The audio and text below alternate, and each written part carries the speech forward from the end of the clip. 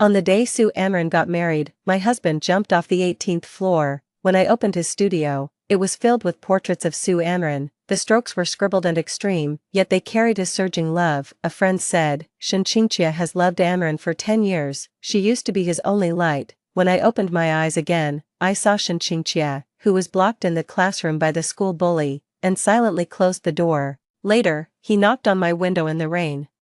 His voice hoarse and desperate, "Ran, don't you want me anymore?" 1. Shinchingchia, a professor of astrophysics, recently discovered a new asteroid. When he was being interviewed, he became a trending topic on the internet because of his cold and outstanding appearance. The focus of everyone's discussion shifted from the asteroid to his almost devilishly handsome face. When it was heard that the asteroid was named after the person he loved the most, netizens were instantly excited.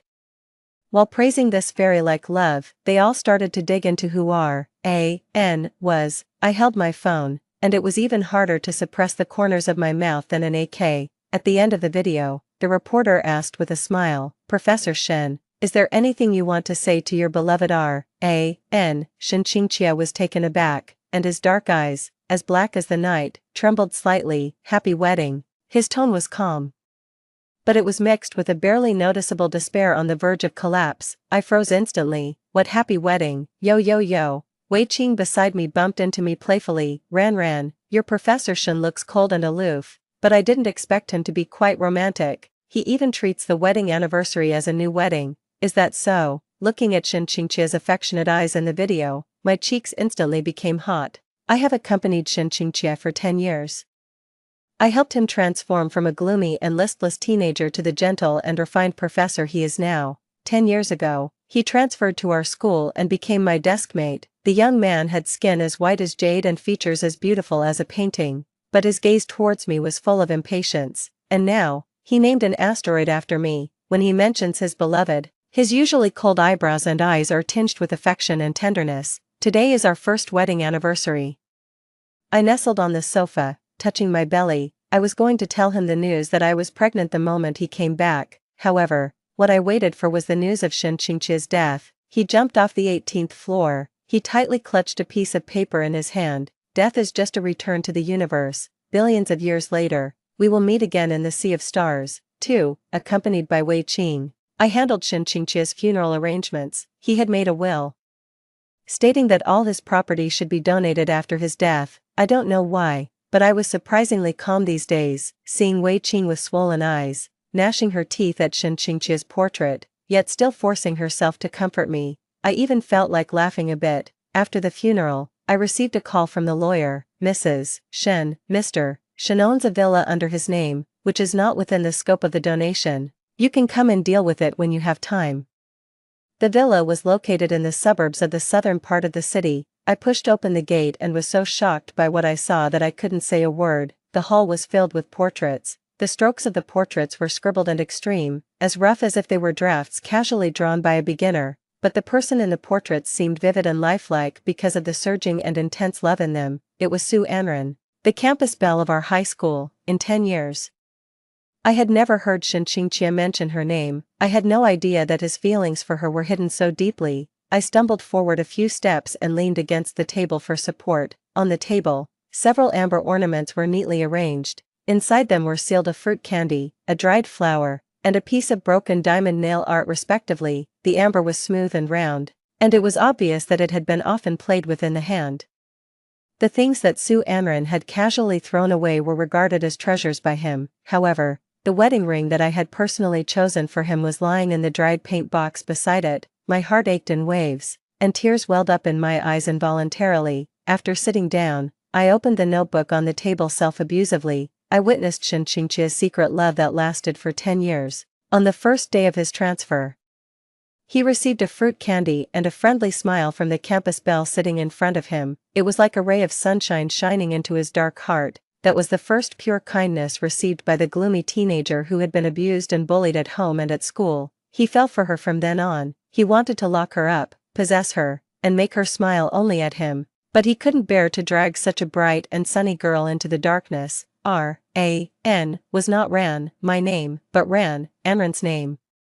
It was the wedding gift he gave her. From the beginning to the end of the notebook, there were only a few mentions of me. the new deskmate meddles too much, it's really annoying. I got married, I'm a bit regretful, but I have to take responsibility for her. He didn't mention a single word about the breakfast I brought him for fear of his hypoglycemia, the school bullies I drove away for him, the time I held his hand and led him out of the fire made by his crazy father, and my company and comfort over the years. What he couldn't forget was only the publicity-seeking smiling face of Sue Amron back then. Every word of his was like cutting my heart with a slow knife. I clenched my fists tightly and took a deep breath. It seemed that the fresh pine would send on him still lingered in the air. I felt a bit nauseous. Some people are just mean, they don't deserve to be saved or loved. I pressed my palm against my belly. He didn't deserve me to give birth to his child. Just as I was about to stand up, there was a sudden noise at the door. 2 figures pushed the door open and entered. 3. It was Xinqingqia's childhood friend, Qingyi, and Sue Amron. Qingyi's eyes were red, and his voice was hoarse. This villa was left to you by Qingqia. You used to be his only light. Back then, he was so depressed that he almost couldn't hold on. He only cheered up by looking at your photo. Sue Amron stood there in a daze, her eyes covered with a layer of mist. After he was recommended for admission, he didn't have to go to class anymore, but he came to school every day just to take one more look at you. At this point, Qingyi saw me behind the bookshelf. He was taken aback, then he frowned in disgust. What are you doing here? He stepped forward quickly and pushed me hard. Get out of here now. Don't dirty the only clean place that Qingqia has. If it weren't for you pestering him so desperately. How could he have ended up like this? After being pushed and staggering, my belly ached. I steadied myself and slapped him backhand. What does it have to do with me? I never forced him to fall in love with me or marry me. He missed Sue Amron because he was both cowardly and mean himself. Sue Amron's voice with a nasal tone suddenly sounded. Didn't he receive the love letter I sent him? Qingyi and I were both stunned at the same time. What did you say? Before the college entrance examination? I put a love letter on his seat, but I never got a response from him. At this point, she gave a bitter smile. When she looked up again, there was a hint of resentment in her eyes. It was you, wasn't it? She stared at me fiercely. You were jealous of me, so you threw away the love letter. You made us miss each other for a whole 10 years. Now we're separated by life and death. I didn't know about this matter, but Qingyi believed it. You venomous woman. He gritted his teeth and pounced on me. My belly hit the corner of the table heavily. Intense pain hit, and blood slowly seeped out. My eyes went dark, and I fainted to the ground. When I opened my eyes again, I was holding books in my hands, wearing a school uniform, and standing in front of the utility room. Inside the utility room, the young Xinqingqia was leaning against the wall, his fine black hair falling over his forehead. His eyes looking at me held a trace of bewilderment. The school bully, Xian Yan, was lazily sitting opposite him, with a relaxed expression. Seeing me, he raised the end of his eyebrow, and the corner of his mouth curved into a casual arc. Top student. Are you worried about him? I just want to have a heart-to-heart talk with him. The touch of the books in my hand didn't feel like a dream. My hands and feet instantly turned cold, and hatred welled up in my heart. The books fell to the ground with a bang. I expressionlessly closed the door for him, then I turned around and left. But there was a sudden sound of the door being pushed open violently behind me. Xinqingqia ran past me like a gust of wind, leaving only a hasty back view. Why are you running? I just asked him why he didn't sign up for the sports meet projects. Xian Yan mumbled as he picked up the books I dropped and casually handed them to me. You're welcome. I had a bad premonition and quickly quickened my pace to catch up. At the classroom door, Xinqingqia stared blankly at Sue Amron, who was playing around with her deskmate in the classroom. The setting sun shone obliquely, casting a soft halo over his figure. His gaze was gentle and filled with disbelief, as if he had fallen into a dream that he didn't want to wake up from. My heart sank slowly. His behavior and demeanor were not like the gloomy teenager he used to be, but rather like the refined professor he would become 10 years later. Xinqingqia had also been reborn. What's wrong with you? Xian Yan, not understanding, patted him on the shoulder and squeezed into the classroom from beside him. Class is about to start. Don't block the way here. 5. I found my seat according to my memory. This was a self-study class. The classmates around me were all studying quietly. I casually opened an exercise book and stared blankly at the childish and neat handwriting on it. In this new life, I definitely can't follow the same old path as before. My mind gradually cleared, and my mood also calmed down little by little. Since Xinqingqia had been reborn, he probably didn't want to have anything to do with me either. In this life, We should keep our distance from each other. If he wants to seek death, let him. I have to stay away from him, otherwise, his blood might splash on me when he dies. It's really disgusting." Just as I was thinking, Shinchingchia's cold voice suddenly sounded, "Byran, give me your English notes." I looked up. "What?" He glanced at me sideways, his expression distant. And he didn't seem to notice that my behavior was different from the previous life. Well, he had Su Amran in his heart and eyes, and he had long forgotten what I had done for him. Hearing this, Su Amran turned around and apologized. "I'm sorry, I just asked Qingqie to borrow the notes, but he said your English is better, so I came to borrow from you." She had curved eyebrows and eyes, which made people naturally feel good about her. Unfortunately, this trick didn't work on me. I won't lend it. I still need it. It wasn't that I really needed it, I just simply didn't want to lend it. Su Amran's smile froze. Her deskmate, Qingyi, couldn't stand it and turned around. Tome, Byran, as the class monitor, it's only natural for you to help your classmates. Why are you so reluctant to lend the notes as if it were going to cost you your life? Hurry up and hand it over. Amran asking you to borrow it means she thinks highly of you. Don't be so stingy. His voice was a bit loud. And the surrounding classmates all looked over. Su Amran's expression was disappointed, but there was a hint of contempt in her eyes when she looked at me. Wei Qing beside me rolled her eyes, swallowed the spicy strips in her mouth, and started to retort, "Stop morally kidnapping us here. Why should we give our hard-earned notes to you ungrateful people? What, do you think you're right just because you have bad grades?" Seeing that the two were about to quarrel, Shen Qingqie quickly interrupted. "That's enough." Then he turned to look at me, his voice softened, and his tone was calm and serious. "Byran, English is Amran's weak subject. Only when her English grades improve can she apply for a school in City A." I looked at him steadily, feeling a bit sad. He didn't continue the rest of the words, but I knew, the university Shen Qingqie attended in his previous life was in City A, and he hoped to attend the same university as Su Amran, in just over 10 minutes.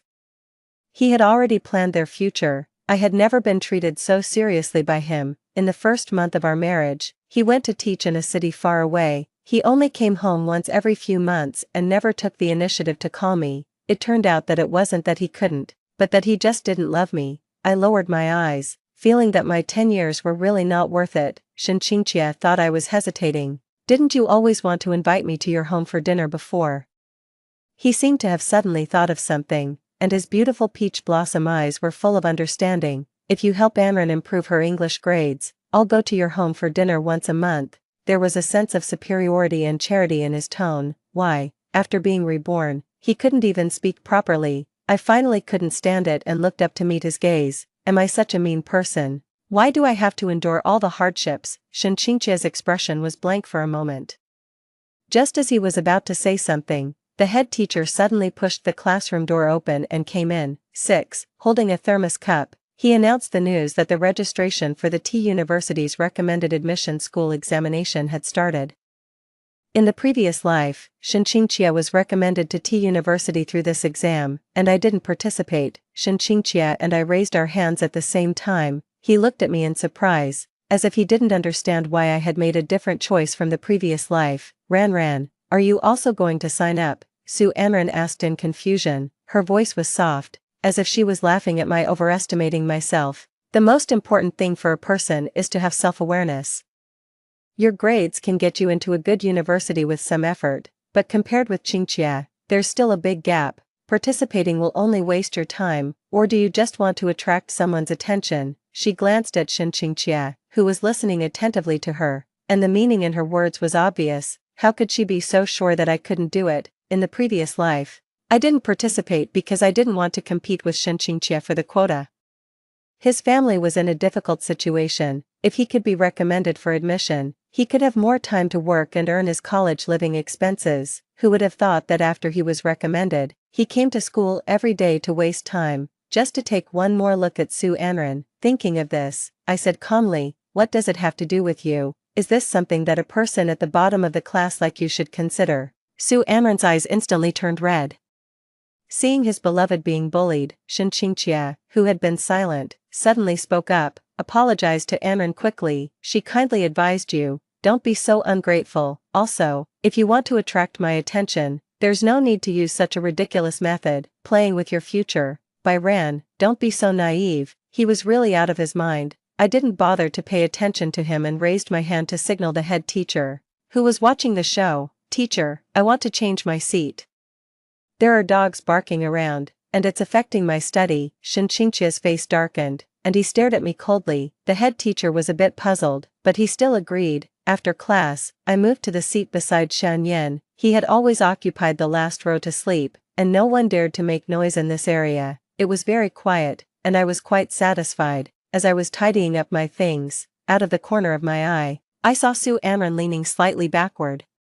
With her long black hair scattered on Shinchinchia's desk, the young man lowered his eyes and looked at it quietly. After a while, his fingertips moved slightly, and he gently picked up a strand of her long hair. With restraint and piety, I rolled my eyes. On the first night of our marriage, he ran to sleep in the guest room, because my hair had fallen onto his pillow. He thought it was disgusting. Was I disgusting? Did he really think that his white moonlight was some kind of pure and clean saint? 7. Without Shinchinchia, I had an unexpectedly pleasant day. After school, the head teacher asked me to stay and help him grade papers for a while. It was almost dark when I got to the residential area. A few ants walking their dogs in front were chatting as they walked. "Have you heard? The crazy man in building 3 just now was reported by his son and taken to a mental hospital because he beat his son too severely. I went to see it. It's really a sin. That child looks so well behaved.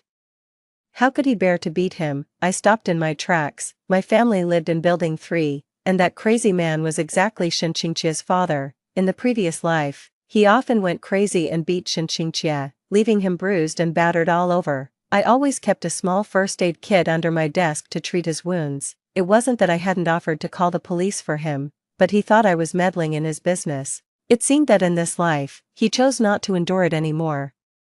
Not far away, I saw Shinchinchia curled up on the bench. There was bright red blood oozing from his forehead, making his face look pallid and a bit sickly. The surrounding lights flickered on and off, and the cold wind blew his messy broken hair. I unexpectedly met a pair of bewildered and helpless eyes. I averted my gaze and was about to turn around and leave expressionlessly. "Ran." He called out to stop me. Then, as if he suddenly realized something, his expression returned to its usual coldness. "What are you doing here? What's wrong with this guy?" I thought it was unlucky and quickly quickened my pace, but he suddenly sneered. A hoarse voice came from behind me. "Don't think I don't know that you're here to be a savior. You always love to offer help in a superior manner when others are in a mess. Do you think I'll like you because of that? On the contrary, I hate your hypocritical appearance the most." 8. I was stunned.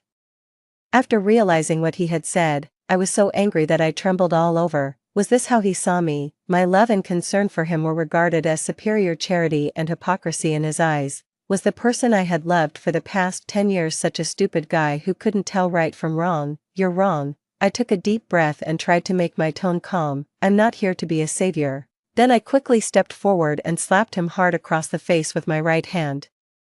"I'm here to kick someone when they're down. Bah, you ungrateful wretch." After hitting him, I gave him a fierce glare and turned around to leave, leaving Shinchinchia standing there in a daze. Since I slapped that ungrateful wretch last time, I felt much more comfortable, and even my mammary glands have felt more unobstructed. At school, we also tacitly pretended to be strangers. Occasionally, I could hear news about him and Su Anran. He copied hundreds of pages of notes by hand for Su Anran. He fought with the little hoodlums outside the school for Su Anran. He rode more than 10 kilometers to buy freshly baked pastries for Su Anran. In the past, he thought I was making a fuss when I asked him to pour me a glass of water. Sure enough, true love is different. Regarding this, my heart was as calm as still water, and I even wanted to scold him for being a fool. I didn't love Shinchinchia just because of his astonishing appearance. It was also because I admired the strong. I loved his character of being smart, sober, cold, and fragile, a beautiful, strong, and miserable persona. But now that I think about it, if I were to follow in his footsteps, I wouldn't be worse than him. So what was there to admire about the strong? I myself am strong. After leaving Shinchinchia, my life gradually got back on track. Wei Qing thought the atmosphere around Shinchinchia was too chaotic, so she also moved to the back row and pestered me to explain problems every day. After seeing the review materials I prepared for the T University's recommended admission school examination, Shan Yan didn't know what had gotten into him. He stopped sleeping and studied with Wei Qing and me. He actually improved his score by more than 100 points in the monthly exam. His parents warmly invited Wei Qing and me to have dinner at their home. During the meal, his mother kindly took my hand and wanted to adopt me as her goddaughter, but Xiao Yan beside her stopped her. He put his hands in his pockets and his posture was casual. "Mom, if you want to recognize a relative, there are other ways." I pretended not to understand and lowered my head to play with the puppy jumping around under the dining table. The puppy was so cute that I couldn't help but feed it a piece of chicken breast. The dog was so excited that it did 2 backflips for me. Look, even the dog knows how to be grateful, but some people don't. 9. As the exam was approaching, I started to carry out my review plan in full swing. Shinqingjie gradually faded out of my sight. The next time I ran into him was at the door of the sports equipment room. The PE teacher asked me to get the basketball needed for the class. As soon as I walked to the door of the equipment room, I saw the figure standing in front of the door. Shinqingjie hung his head, the corners of his eyes were red, and he looked like a stray dog. The door of the equipment room was half open, and the conversation between Su Anren and her friend could be clearly heard from inside. "Anren, how dare you still eat the things he gave you? His father is a crazy man. Who knows if he has any viruses on him?" her friend said in disgust. "Don't say that."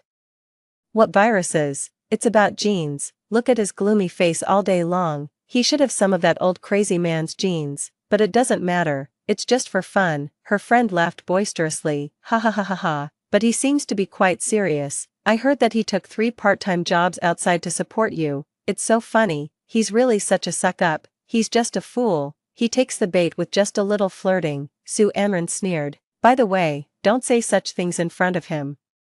Pretend to be well-behaved. I haven't had enough fun with this little crazy dog yet." Shinqingjie's hand holding the cake trembled slightly. It must not feel good to see his white moonlight fall from the altar. "Right, it's really, he deserves it." After hearing Su Anren's words, I also figured it out. With her character, in the previous life, she might not have written a love letter to Shinqingjie at all. What she said was just to slander me and provoke Qingyi. In this life, I don't want to get involved in their messy and dramatic plot anymore. I turned around and wanted to leave, but Shinqingjie grabbed my wrist tightly. "Let go." I couldn't break free and was dragged outside by him. He pressed me against the corner like a madman. His cold eyes were now filled with hatred. "Did you spread the news about my father, Byran? Are you satisfied now? Do you like me so much that you don't hesitate to ruin my relationship with her?" I was so angry that I kicked him away.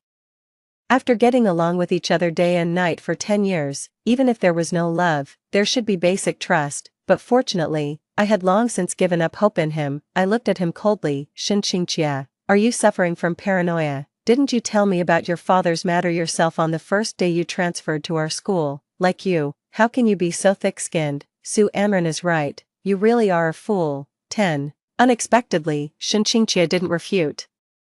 As if some belief was collapsing inch by inch, he leaned against the wall and slowly slid down as if he had lost his strength, and finally slumped to the ground. I looked down at him, feeling an inexplicable sense of pleasure in my heart. I understood very well this feeling of watching my loved one fall apart right in front of me. After all, that was exactly how I felt when I pushed open the door of the villa. It's really a case of what goes around comes around.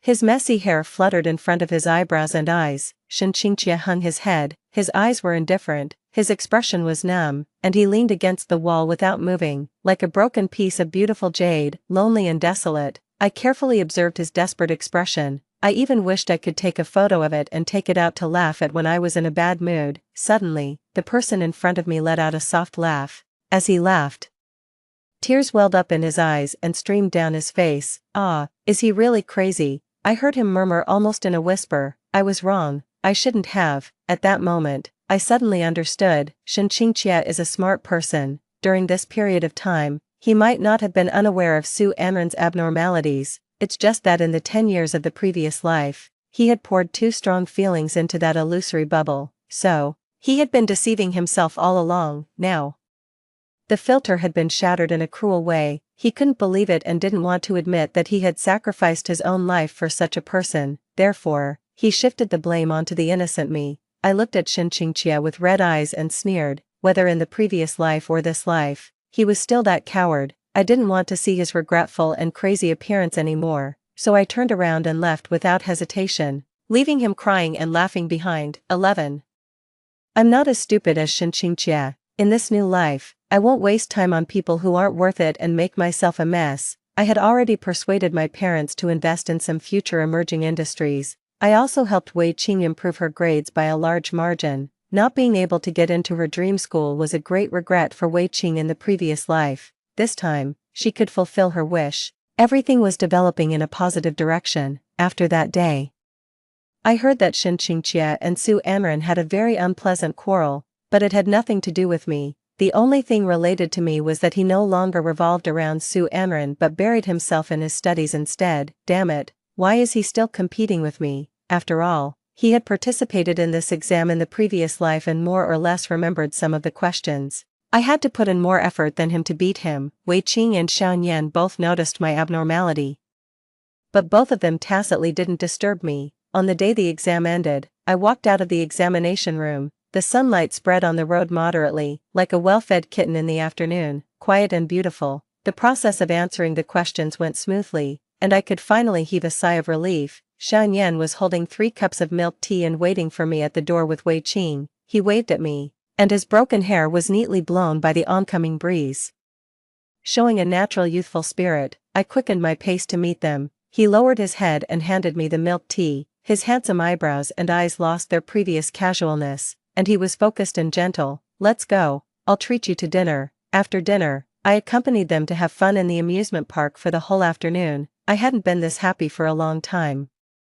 Since I was reborn, my spirit had been tense all the time. Today, I finally felt the long-lost relaxation, as if all my troubles had disappeared. A strange feeling seeped into my blood from my pores, awakening my lifeless cells. It seemed that I had come back to life. 12. In the following days, I became the most idle one. I was sent to buy meals for Wei Qing and Xiao Yan every day. Early this morning, Wei Qing was shouting that she wanted to eat the beef noodles at the south gate of the school.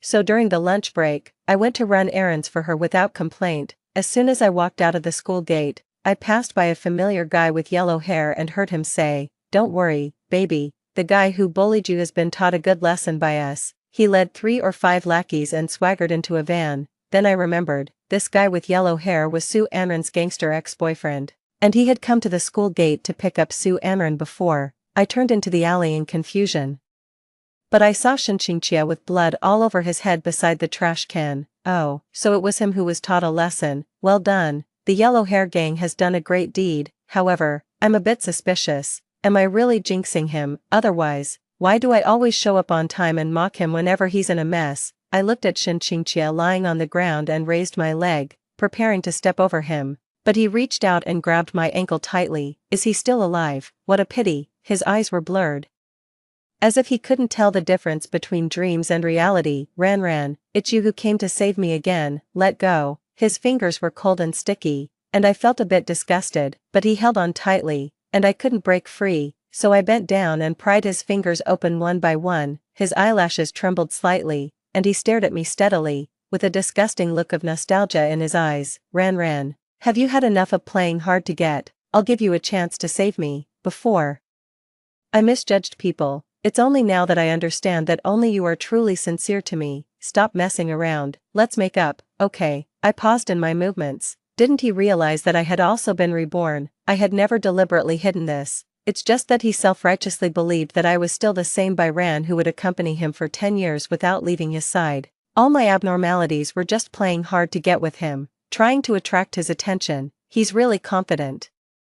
I lost my patience. Without hesitation, I stood up and stepped on the hand that he was holding my ankle with. He let out a cry of pain, and cold sweat broke out on his forehead. If you don't speak properly, don't blame me for not acting like a decent person. I slowly ground his well-defined fingers and said indifferently, Shen Qingqie, after being reborn, why haven't you made any progress at all? His pupils suddenly constricted, and his face became even paler. Ran, wait a moment, you also. I didn't want to listen anymore. I released my foot and turned around to leave. 13. In the evening, I helped the head teacher grade homework as usual. It was raining when I got home, the raindrops were fine and dense, and there was a fishy and damp smell in the air that lingered, making me feel a bit fidgety. I was about to enter the corridor when I suddenly saw a figure standing in front of my window. My family lived on the first floor. That person didn't have an umbrella and just stood there, looking in the direction of my home without moving. I summoned up my courage and walked closer to take a look. it was Shinqingqie, damn it. Through the rain curtain, I saw the deep sadness in his eyes that couldn't be dissolved. When he saw me coming back, he instinctively wanted to get closer, but he was hurt by my disgusted attitude and stood there in a daze. Ran, I'm sorry. The raindrops fell on him one by one, as if they were going to bend his pride, after such a long time. I finally waited for an apology, but I didn't care anymore. I gripped the handle of my umbrella tightly. Got it, now get lost. He didn't move, he just stood there quietly, his eyes were very red. When I stood on the rooftop, I felt completely hopeless, thinking I had lost my one true love forever. But after I jumped, the only thing left in my mind was you. You were still at home waiting for me to have dinner. Su Anran was just an obsession from my youth. Ran, the person I truly love is you. I sneered. Love me? Is this love? You went to find Su Anran as soon as you were reborn. You bought so many cakes for Su Anran, but on my birthday, you wouldn't even cook me a bowl of noodles. Is this what you call love? I spoke calmly, but Shinqingqie's face grew paler and paler. You're so despicable. Perhaps people can be trapped by things they couldn't have in their youth their entire lives, but that's no excuse for him to hurt me. Shinqingqie closed his eyes in despair, his voice choking in his throat. Ran, I know you hate me, but we've been together for 10 years, give me another chance, let's start over. Okay. I took a deep breath, trying to calm my emotions, but the anger and grievances that had been penned up for so long in my past life surged up together. Why should I give you a chance? Do you deserve it? I stared at him viciously. The thing I regret most is wasting 10 years of my youth on you, when you painted portraits of her all over the wall. Did you ever consider how I felt, when you made a will to donate all your property and when you jumped off the building for your white moonlight? Did you ever think about what would happen to me and our child? Shinqingqie's head hung lower and lower, but when he heard the last sentence, he suddenly looked up at me. Child? Do we have a child? Is it a boy or a girl? How old is the baby? He took a step forward, looking flustered yet overjoyed, like a man who had just learned he was going to be a father. A moment later, he seemed to realize something, and the smile on his lips froze. I don't know, I said indifferently, my words brutally cold. I was only 1 month pregnant when I was killed by your white moonlight and your good friend. In fact, I wasn't sure if I had really died. I just said it to hurt him. Shinqingqie finally couldn't hold on anymore. He crouched down, covering his face with both hands, and let out suppressed sobs. I stepped past him and entered the house, looking at Shinqingqie, who was crying his heart out outside the window. I felt a sense of satisfaction. Good, I shouldn't be the only one suffering. 14. Shinqingqie took a leave of absence from school, and I was successfully recommended for admission. It was truly a double celebration. After the news of my recommendation came out, Wei Qing wanted to go and show off to Shinqingqie, but she couldn't find him anywhere. With all her pent-up energy, she threw herself into her studies, and her grades skyrocketed. 100 days of hard work turned her dream school into a safety net option. After being recommended, I rarely went to school. I only occasionally sent study materials to Wei Qing and Xianyan. Xianyan said he wanted to go to T University with me and have a campus romance, but getting into T University isn't that easy. Even so, I was touched to see someone working hard to catch up with me, so I gave him a full set of the 5-3 review materials. Xianyan gritted his teeth. By Ran. Without looking up, I threw out 10 sets of mock exam papers. What's wrong? Give me a few more. This isn't enough. 15. I heard news about Shinqingqie again a few months later. He stabbed Su Anran and Qingyi 8 times each, but none of the wounds were fatal. Both of them were in the ICU and remained unconscious. The police searched for him for 3 days, but they couldn't find him, neither alive nor dead. All the classmates and teachers were shocked by his cruelty. Only I knew that deep down, he was a madman. The police questioned his teachers and classmates. I was among them. When I got home from the police station and took out my key to open the door, suddenly, a towel with a pungent smell covered my mouth and nose. I lost consciousness instantly. When I woke up, I found myself on the rooftop of an abandoned building, my hands tied tightly to a chair. Shinqingqie, dressed in a suit, stood at the edge of the building with his back to me, as if lost in thought. The cold wind blew, swirling up the fallen leaves and gravel on the ground. Despair welled up inside me. Sensing the movement behind him, Shinqingqie turned around and calmly lit the candles on the table. Only then did I notice that the table was filled with my favorite dishes. Shinqingqie sat beside me. Half of his delicate face was illuminated a scarlet by the candlelight, while the other half was hidden in the darkness. What on earth was he up to? What do you want? I stared at him coldly. The corners of his lips curled into a gentle smile. And there was a hint of madness hidden in his calm eyes. Ran, have you forgotten? I still owe you a wedding anniversary celebration. What a ridiculous anniversary. He's completely crazy. I looked at him steadily. Let me go home. You won't be able to hide with me for long. As if he didn't hear me, he served me a bowl of soup. This is our first anniversary celebration. I made your favorite pork rib soup. Have a taste. I couldn't stand it anymore and interrupted him impatiently.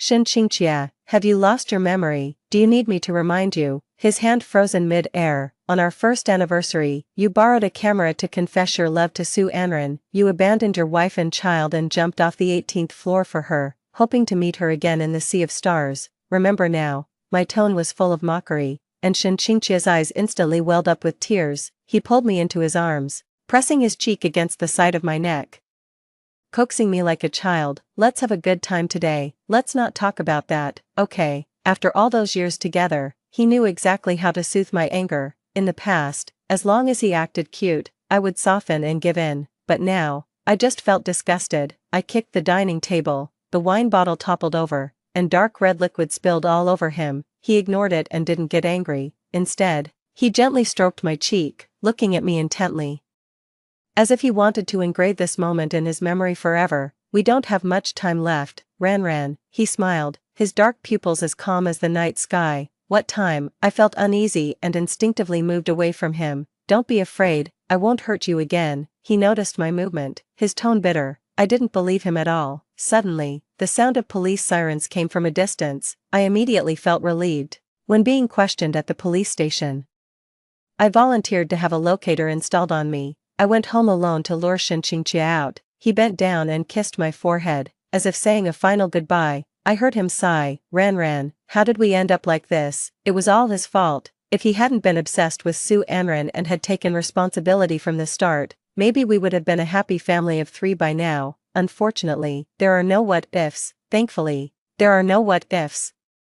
A blinding white light suddenly shone on the rooftop, and I squinted my eyes. The next second, several red dots appeared on Xinqingqia. He stood up, looking at me reluctantly, and took step after step backward. I looked up and met his gaze. There was no surprise in his eyes. Instead, he looked almost relieved. In that instant, I felt a chill run down my spine. I suddenly realized, he knew this was a trap I had set, and he had no intention of escaping at all. When he reached the edge of the building, Xinqingqia stopped. He gave me a reassuring smile, calm yet despairing. Ran, I'll atone for my sins with my life. How dare he? My eyes were filled with rage. Xinqingqia, stop. How could he get away so easily? I didn't want him to be free like this. He had hurt me and others. He should spend the rest of his life repenting in prison. Ran, I love you. The cool wind on the rooftop carried his soft words and ruffled his hair. Then he leaned backward. For a moment, it was as if I had returned to that summer afternoon. The air was hot and humid, the walls of the teaching building were old and peeling. The young man tilted his head to look at me under the creaking fan, his ears red, his voice clear and soft. Ran, do you like me? 10 years ago, he transferred to our school and became my deskmate. The young man had skin as white as jade and features as beautiful as a painting, but his gaze towards me was full of impatience. After the college entrance examination, we went our separate ways. Wei Qing did well in the exam and went to S University in the neighboring city. We would occasionally get together during long vacations. Xiao Yan was a few dozen points short of the admission score for T University. Although he could still enter a good university, he chose to repeat his senior year of high school. I sent him a full set of the new 5-3 review materials. He was so angry that he didn't reply to me for 3 days. Qingyi and Su Anran were so severely injured that they became vegetative. No one knew when they would wake up, so naturally, they didn't take the college entrance examination. My university life was busy and fulfilling. I tried many new things that I hadn't experienced in my past life. I wasn't more outstanding than in my past life, but I was happy. After all, happiness is the most precious and magical ability. Although my past life was difficult and painful, it didn't stop me from falling in love with the world again. At the start of the second year, as a club president, I went to welcome the freshmen. Several freshmen bravely came to add me on WeChat, but I smiled and declined them one by one. A familiar voice rang out, "You guys are no good, watch me." I looked up, In the sunlight, the young man leaned lazily on his suitcase. His gaze meeting mine across the crowd. Senior, do you want to date? My dog can do backflips. Story 2. I had been secretly in love with my childhood friend for 10 years. After one reckless night, he despised me for 10 years. He finally got his wish when he died in a car accident, soaring away with his true love. When I opened my eyes again, I found myself back on that ambiguous, drunken night. I grabbed my belongings and fled, but then I heard that Shin Shua, who had always been proud, had turned Hwai City upside down searching for his childhood sweetheart. I had actually been reborn. Outside the house, neon lights flickered. Inside, the air was scorching hot. I pinched the palm of my hand hard. It hurt. It wasn't a dream. Oh, but that's not right. I was already dead. Even if it wasn't a dream, I shouldn't have been able to feel pain. Yang, the man's hoarse voice echoed in my ear. My whole body shuddered. I was not only reborn but also back on that fateful night. Yang. Shin Shua held my chin and kissed me passionately. I turned my face away, and his hot breath landed on my neck. No, that wasn't it. He wasn't calling Yang, but Yang, Qin Wei's nickname. In my past life, I thought he had finally noticed me. Overjoyed, I spent a wild night with him. Only later did I realize that Shin Shua had always loved Qin Wei. He was just drunk and mistook me for her. Shin Shua, sober up. I pushed him away forcefully. I had been secretly in love with him for 10 years. After that night, however, he hated me for 10 years. Fortunately, this time, nothing had happened yet. Shin Shua paused, then looked down at me. There was no light in the room, but the light from outside was bright. He was drunk but still had a fair complexion and calm eyes, so much so that in my past life, I thought he was sober. Yang. He seemed to finally see my face clearly, his voice tinged with a strange tone, but the next second, his expression turned murky and complex. He urgently cupped my face and kissed me again. I raised my knee and kicked, pushing him away with all my might. I rushed out the door, too, breathing the cold air outside. I took out my phone and checked the time over and over. I had to be sure. I really had been reborn. I rushed home quickly, memories of my past life flooding back. Shin Shua and I were childhood friends, our families close. That night, it was supposed to be Aunt Shin who called me, saying Shin Shua wasn't answering his phone and asked me to check on him. I always knew the passcode to Shin Shua's apartment. I managed to open the door and encountered the drunken man. I had loved Shin Shua for many years. His repeated calls of Yang were something I couldn't resist. I didn't return home all night, and the next morning, both our parents arrived to find Shin Shua and me lying on the same bed. Our clothes were strewn all over the floor. Both families had intentions of matching us together, and this incident was just what they wanted. Just as I was about to graduate from college, our wedding plans were set. I was overjoyed during that time. After years of secret affection, to finally achieve this felt like reaching the heavens. I thought Shin Zhou was happy too. He always had a cool demeanor, rarely showing his emotions outwardly, but he was there with me, taking wedding photos, choosing the engagement ring, never once saying no. Until our wedding day, a beautifully made-up girl cried inconsolably in the audience. Everyone thought Shin Zhou was kissing me, but he was actually gritting his teeth, whispering in my ear, "Jianyang, are you satisfied with this outcome?" Before this, I didn't know Qin Wei. Shin Zhou was 2 grades above me. We were in the same city but not the same university. I had never heard about him liking any girl, nor had I heard about him being in a relationship. Shin Zhou gave me an unforgettable wedding night. He accused me of drugging him that night. He furiously claimed it was all intentionally planned by me. "Jianyang, your malice is chilling, your affection is disgusting. You so wanted to be with me. I'll let you have it. You've ruined my happiness. You'll never find happiness in this lifetime." He slammed the door and left, starting a decade of deep-seated hatred towards me. I slapped my cheeks hard, took a deep breath, and then went upstairs. "Yang, you're back so soon. Is little Zhou okay?" Hearing my mother's voice and seeing my father reading in the living room, my nose tingled with emotion. It felt good. It was the scene I missed the most. For many years after marrying Shin Zhou, I dared not return home. Yang, I mumbled an "He's fine." He really was fine. On the way back, I had called an ambulance for him, whether I drugged him, and what kind of drug. Let the doctors figure it out. Yang, what does this line say? Help Dad look. Suppressing the unease in my heart, I pretended everything was fine and joked around with my parents for a while before returning to my room. As soon as I entered, I saw the desk covered with photos of me and Shin Zhou from our childhood to adulthood. I opened the drawer, and there lay the diary, unharmed. Shinjo had read aloud my expressions of love for him right in front of me. I still vividly remember him tearing the pages one by one. My youthful feelings scattered all over. He sat at this desk, his face mocking and disdainful. Since you were 10, you wanted to claim me as your own. Jianyang, you really are a freak. Indeed, who else but a freak could do such things? What grave sin had I committed to deserve him calling a 10-year-old child's innocent love freakish? It was not until Qin Wei was about to go abroad that I learned the full story. In a private tea house, Qin Wei was dignified and composed. Far different from how she had kneeled and wept at the wedding. I'm getting married now, Miss Jiang. Can those videos be deleted? I was bewildered. She handed me her phone with a smile. On the screen was a chat history. The profile picture and nickname were me. If you're smart, you'll leave Shinjo early. He and I are childhood sweethearts, betrothed from a young age. Have you no shame? If you don't leave, it doesn't matter. I'll post the videos on the school forum. Let's see who actually belongs with Shinjo. Ruining myself. Does it matter? Without him, nothing matters. I opened the video. It was from that night of tangled emotions. Almost subconsciously, I pulled out my phone. Qin Wei was indeed in my contacts list, but our conversation history was blank. Qin Wei laughed again. Actually, it was I who kindly informed Shin's mother that Zhou was drunk and needed care. I didn't expect Miss Jiang to repay us this way. Her words carried a tone of reproach. But her eyes couldn't hide the triumph. For the sake of Zhou's reputation and future, I had to painfully break up with him. Miss Jiang, you must be pleased. The words she uttered and her expression were so disconnected, it took me a moment to realize she was guarding against me recording her.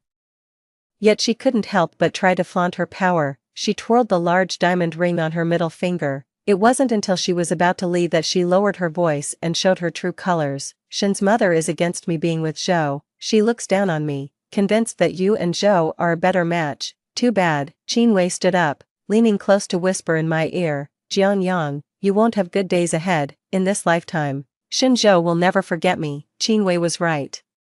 Shinjo and I had no good days. I finally understood why he hated me so much, but it had been 3 years since then. In these 3 years, our relationship had completely fallen apart. He didn't trust me 3 years ago, and 3 years later, he didn't even want to hear my voice. I asked him to let go, but he wouldn't. I wanted a divorce, but he refused. He used my parents' company as leverage, determined to bind me to him, forcing me to face his cold indifference forever. I thought that was it between us, from childhood sweethearts to bitter adversaries. It was both sad and ironic, but Qin Wei's second statement was also true. Shinjo couldn't forget her. In the 9th year of our marriage, Qin Wei returned to the country after her divorce. Shinjo and she were seen entering and leaving places together, often photographed hand in hand, sharing passionate kisses. How wonderful, I could finally be free. I specifically chose Qin Wei's birthday to call Shinjo a divorce agreement. What better birthday gift for Qin Wei? Shinjo, however, was silent for a long time. Come here, let's talk face to face. Just when I thought he was going to refuse again, he spoke. I looked at the heavy snow outside. I have no other demands. I only want my parents' company. Everything that's yours. I won't take a cent. After today, we won't discuss this again. Then he coldly hung up the phone. I knew he had no affection left for me. Holding the agreement, I left the house. But the snow was too heavy that day, so heavy that when I braked, the tire skidded. Ahead was an elementary school letting out. I sharply turned the steering wheel, and the car flipped. I was so unwilling. To the end, I remained Shinjo's wife. Yang. My phone vibrated. It was a message from Shinjo. Was this after I went to the hospital and came to? I didn't reply to him, checking my contacts list. Sure enough, Qin Wei was there at this time. I can't even remember when I added her as a friend. It's all a blur. Yan, where are you? Another message from Shinjo popped up. I frowned. Although his mother was trying to break us up, he still hadn't completely split from Qin Wei. Why look for me instead of Qin Wei now that he's sober? I exited the chat and noticed numerous unread messages. School had just restarted for my final year, and there were all sorts of messages in the grade and class groups. Xiaoyu, Yan. Have you packed your bags? Don't be late tomorrow. I was stunned for a few minutes before snapping out of it. In my previous life, at this time, I had planned to go job hunting in Huicheng with Xiaoyu, but after that incident happened, I thought I ended up with Shinjo and wanted to stay in the city, so I cancelled the trip to Huicheng. I quickly replied to Xiaoyu, Yu, how about we change our plans a bit? Xiaoyu, Me. Let's go to Jing City instead, Xiaoyu, Jing City. Xiaoyu is my best friend. As I was thinking about how to explain, she sent another message. Sounds great. I'd follow Yan Yan anywhere without question. I couldn't help but smile. After discussing a bit more, I got up to repack my luggage. When I finished, I threw the group photo on the desk, the diary in the drawer, and even my SIM card into the trash bin. I went to Jing City. Aside from Xiaoyu, no one knew. Even my parents thought I went to Huiqing. Qin Wei's scheming was only half done. And unlike my previous life, I didn't get involved this time. I wasn't sure what other tricks she might pull. A decade of entanglements, a decade of love and hate, whether it's Shenzhou or Qin Wei. I didn't want any more drama with them this time. But a month after arriving in Jing City, Xiaoyu whispered mysteriously to me, Shenzhou has been looking everywhere for you. He's almost turned Huiqing upside down. He's looking for me. Why? That last push I gave him the other night was quite forceful. His head hit the wall hard, probably quite badly. Could he still hold a grudge? Forget him. I once thought I understood him, thought what we had was extraordinary. It was all just a fragile illusion. In the second month in Jing City, Xiaoyu found a job smoothly, while I was still dragging my feet. Yan Yan, you didn't trick me into coming here just because you actually don't want to stay in Jing City, did you? Of course not. The third month, I finally got the news I had been waiting for. A junior from high school told me he had a project that was short on funds and asked if I was interested in investing. In my previous life, I had just waited to graduate and marry Shenzhou, and when I heard about this opportunity in Jing City, I immediately rejected it. But that junior later became very successful. In 10 years, he built a billion-dollar empire from scratch. This time, I certainly wouldn't miss out again. I mobilized all the funds I could access, even borrowed some from my parents, and joined Xia Lin's team. One of my biggest mistakes in my previous life was giving up my career after getting married. Shenzhou had made his stance clear, yet I still harbored hopes. I thought there was a misunderstanding between us. I believed that if I did well enough, the bond we had since childhood, there's no hurdle too difficult to overcome. After waking up to reality 2 years later, not only would there be no place for me in his Shen family business, but even my parents' small company wouldn't have room for me to get involved. Little Jiang, how do I look in this outfit? Xia Lin is trying on a suit for a gathering in the industry tonight. I glance at him, speechless. Having lived twice, I've been called Yang Yang and Jiang Jiang, and those younger than me call me Sister Jiang or Sister Yang Yang. But he calls me Little Jiang. You look a bit like a waiter. Xia Lin goes to change. Makes your legs look short. Xia Lin changes again. Looks old-fashioned. Xia Lin continues changing. By the fifth outfit, I couldn't help but laugh. I stopped teasing him. Very nice, very handsome. You'll outshine everyone. Beaming with pride, Xia Lin goes to pay the bill. It's no wonder he's successful. Smart, good-tempered, never acts superior. He's refreshing to be around. In the car, we review the list of attendees for the evening again. Connections are crucial for a startup. These gatherings are great opportunities to expand our network. But I never expected to run into Shenzhou here. This is my 6th month in Beijing, also my 6th month since being reborn. After reconnecting with Xia Lin, I stopped using all social media and didn't contact any old friends. Of course, I also didn't return to my original city. Even my graduation procedures were handled by Xiaoyu on my behalf. Actually, I noticed Shenzhou not long after entering. He and Qin Wei stood together, a handsome couple, well-matched. Do you know them? Xia Lin asks me quietly. I'm momentarily at a loss for words. I'm just surprised, that's all. The Shen family has always been in traditional industries and didn't get involved in the gaming industry in my past life. Shenzhou shouldn't be here. But then, something even more unexpected happens. Shenzhou seems to notice our gaze and looks up. Our eyes meet from afar, and his eyes suddenly redden. Yang Yang. Almost immediately, he pulls his arm away from Qin Wei and strides towards me. I don't understand why he's so emotional. He's usually reserved and indifferent. He only shows his undisguised disgust when he mocks me with a smile. Shenzhou comes over to grab my hand. Instinctively, I step back, and Xia Lin steps forward to shield me. And who might this be? It seems only then does Shenzhou notice Xia Lin. He looks at him, then back at me. His lips twitch but he says nothing. Ajua. Qin Wei quickly follows Shenzhou, immediately taking his arm again. Is it Yang Yang? Yes, I think it is. Ajua. Qin Wei seems excited. She's so beautiful, even more than the photos in your phone. Hello, Miss Jiang. I'm Qin Wei. She extends her hand with a genuine smile. Xiaoming, your name is somewhat similar to Yang Yang. Ajua often mentions you to me. I glance briefly at her still smooth fingers. I'm not particularly keen on shaking her hand. Long time no see. I smile at Shinjue and introduce the person next to me. This is Xia Lin, the founder of Huayang Games. Mr. Xia, this is President Shen of Fingyu Group. Qin Wei feels ignored and retracts her hand in disappointment. Neither of the men seems interested in shaking hands either. Xia Lin is quite shrewd.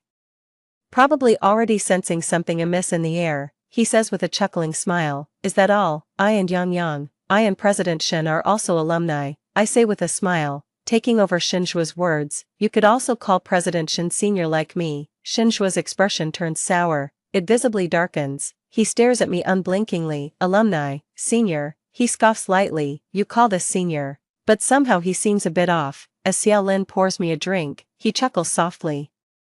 His girlfriend is right beside him, and yet he glares at me. It's as if I stole his wife. I glance at Shinjue, who is indeed leaning against the rest area, swinging his glass and staring at us from afar. After that brief confrontation, I quickly leave with Xiao Lin. Tonight, the people I need to meet clearly aren't Shinjue. There's no need to waste time on him. I might as well show him for real. Xiao Lin boldly wraps his arm around my waist. Shinjue's gaze sharpens.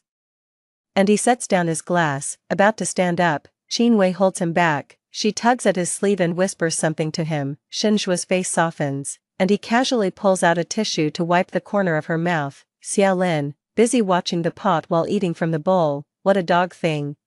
That should be President Jiang of the Bronze World over there. Let's go meet him. I pull Xiao Lin towards the other side, until the banquet ends. Shinjue doesn't approach us again. He and Qin Wei leave early, but the inevitable always catches up. That night, when I return, Shinjue is waiting at the apartment doorway where I rent with Xia Yu. The autumn in Jing City arrives early. On a cool breezy night at the end of August, Shinjue leans against a corner, a cigarette in hand, its ember flickering in the wind. I send a message to Xia Yu and walk straight over. "Aren't you avoiding me anymore?" Shinjue's voice is a bit hoarse. "I'm not avoiding you, that's the truth. I simply didn't want to deal with him, not that I was hiding on purpose." "Why are you looking for me?" I ask. Shinjue pauses slightly with the cigarette in his hand, crushes the butt against the wall, and stands up to approach. I subtly step back. "Let's talk in the car." Shinjue's car is parked downstairs. I noticed it when I got out of Xiao Lin's car. I deliberately don't sit in the girlfriend-exclusive passenger seat and open the rear door instead, seeing me sit in the back.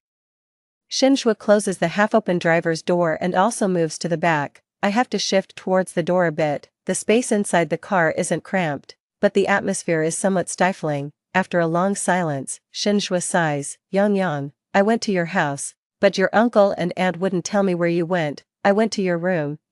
Did you throw away our photo together? And in your desk, I remember there were many diaries." "You also." I give a low chuckle.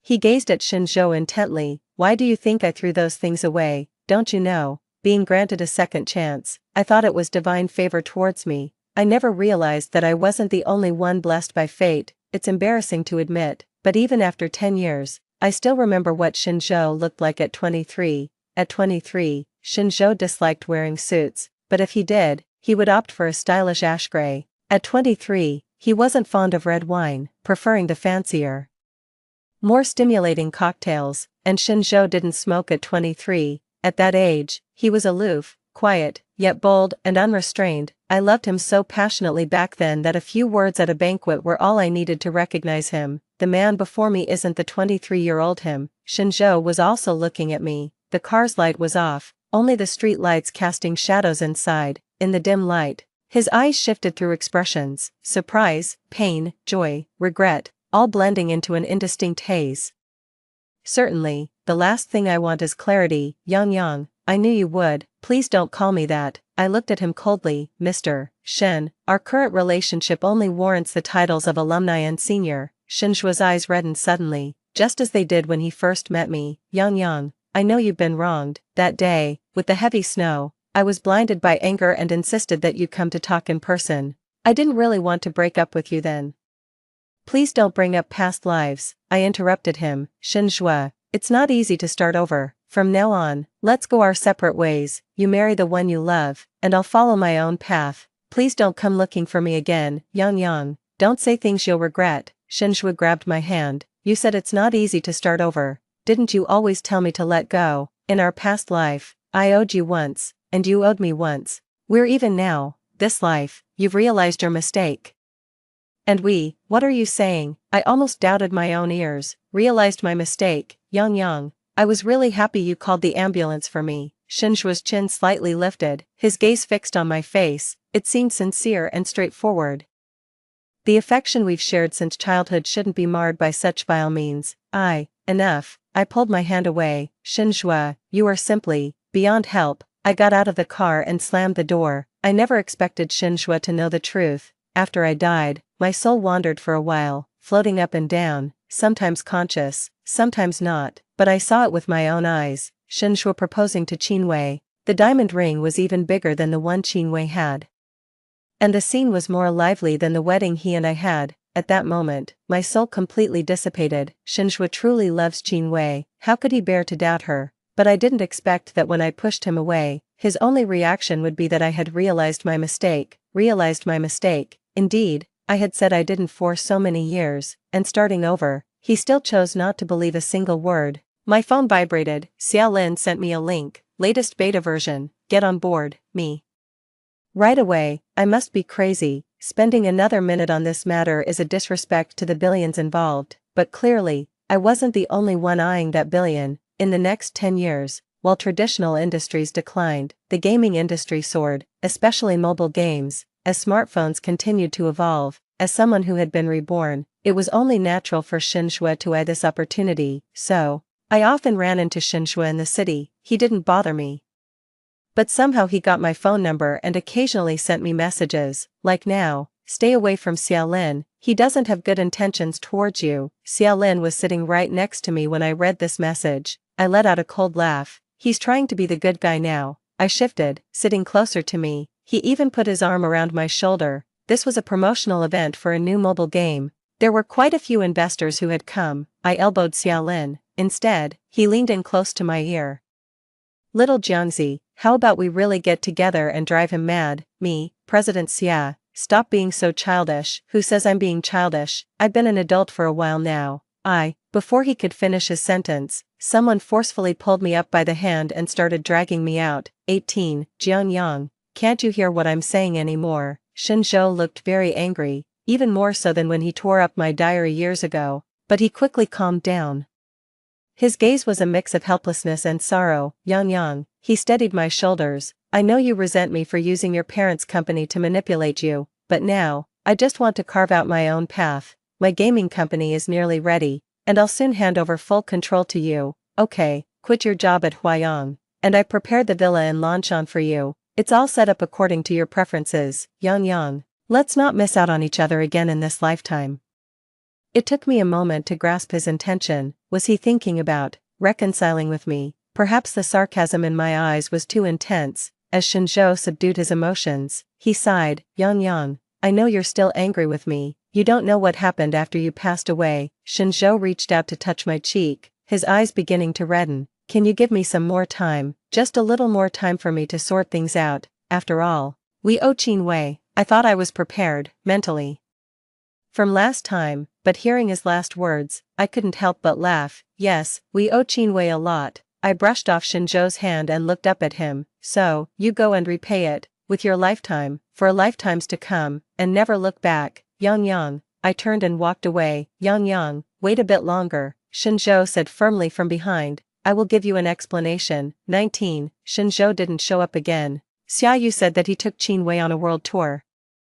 Qinwei's social media was filled with happy posts every day. As long as he wasn't in Jing City, I was happy to have some peace. After nearly half a year of exploration, our first mobile game finally took shape. Honestly, this was the first time in 2 lifetimes that I was so focused on something. Xiaolin might be a bit erratic normally, but he was extremely serious when it came to work. The entire Huayang team was young and vibrant.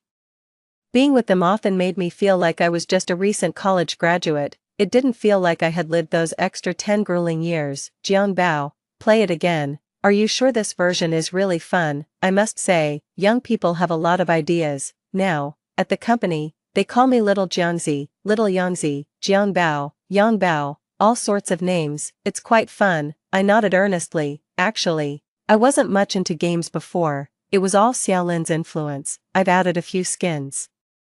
I'll integrate with the platform today, let's go with this version. After sending off the final version, a young designer patted my shoulder. Jiang Bao, good luck. Today, I took the game to interface with the platform. If all goes well, this game could be online very soon. I grabbed my computer and sent a message to Xiaolin. At such an important time, he was certainly going as well. However, since he was still a student, we arranged to meet outside the platform company's office.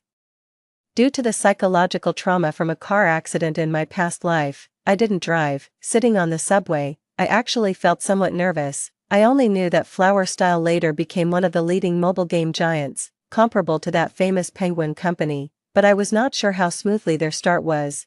This project was the result of over half a year's hard work from the whole team, and naturally, I hoped it would be a smashing success, yet unexpectedly.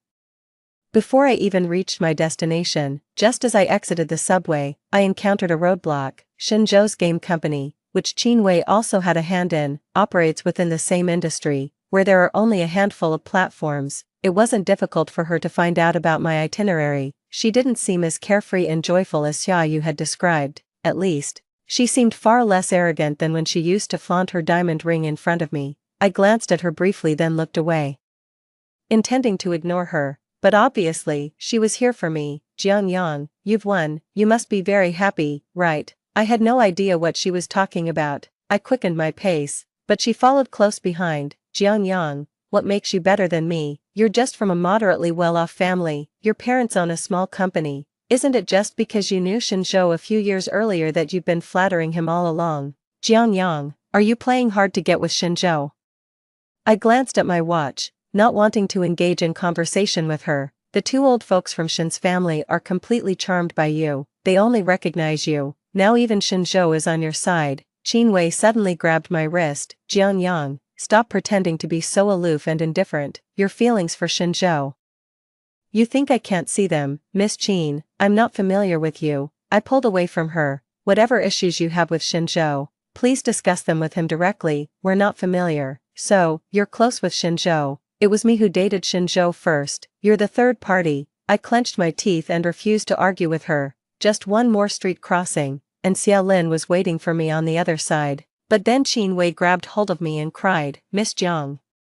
Shenzhou wants to break up with me, no matter how much I beg him, he's determined to leave me. He clearly loved me so much, he praised me for being gentle and kind, he bought me a house and a car, he even took me on a world tour, he once said he would marry me. Now he says all these were just to compensate me. Miss Jiang, please, I can't live without him. Qin Wei already looked worn out, and her crying now made her appear even more disheveled. During the rush hour, passers-by all avoided us.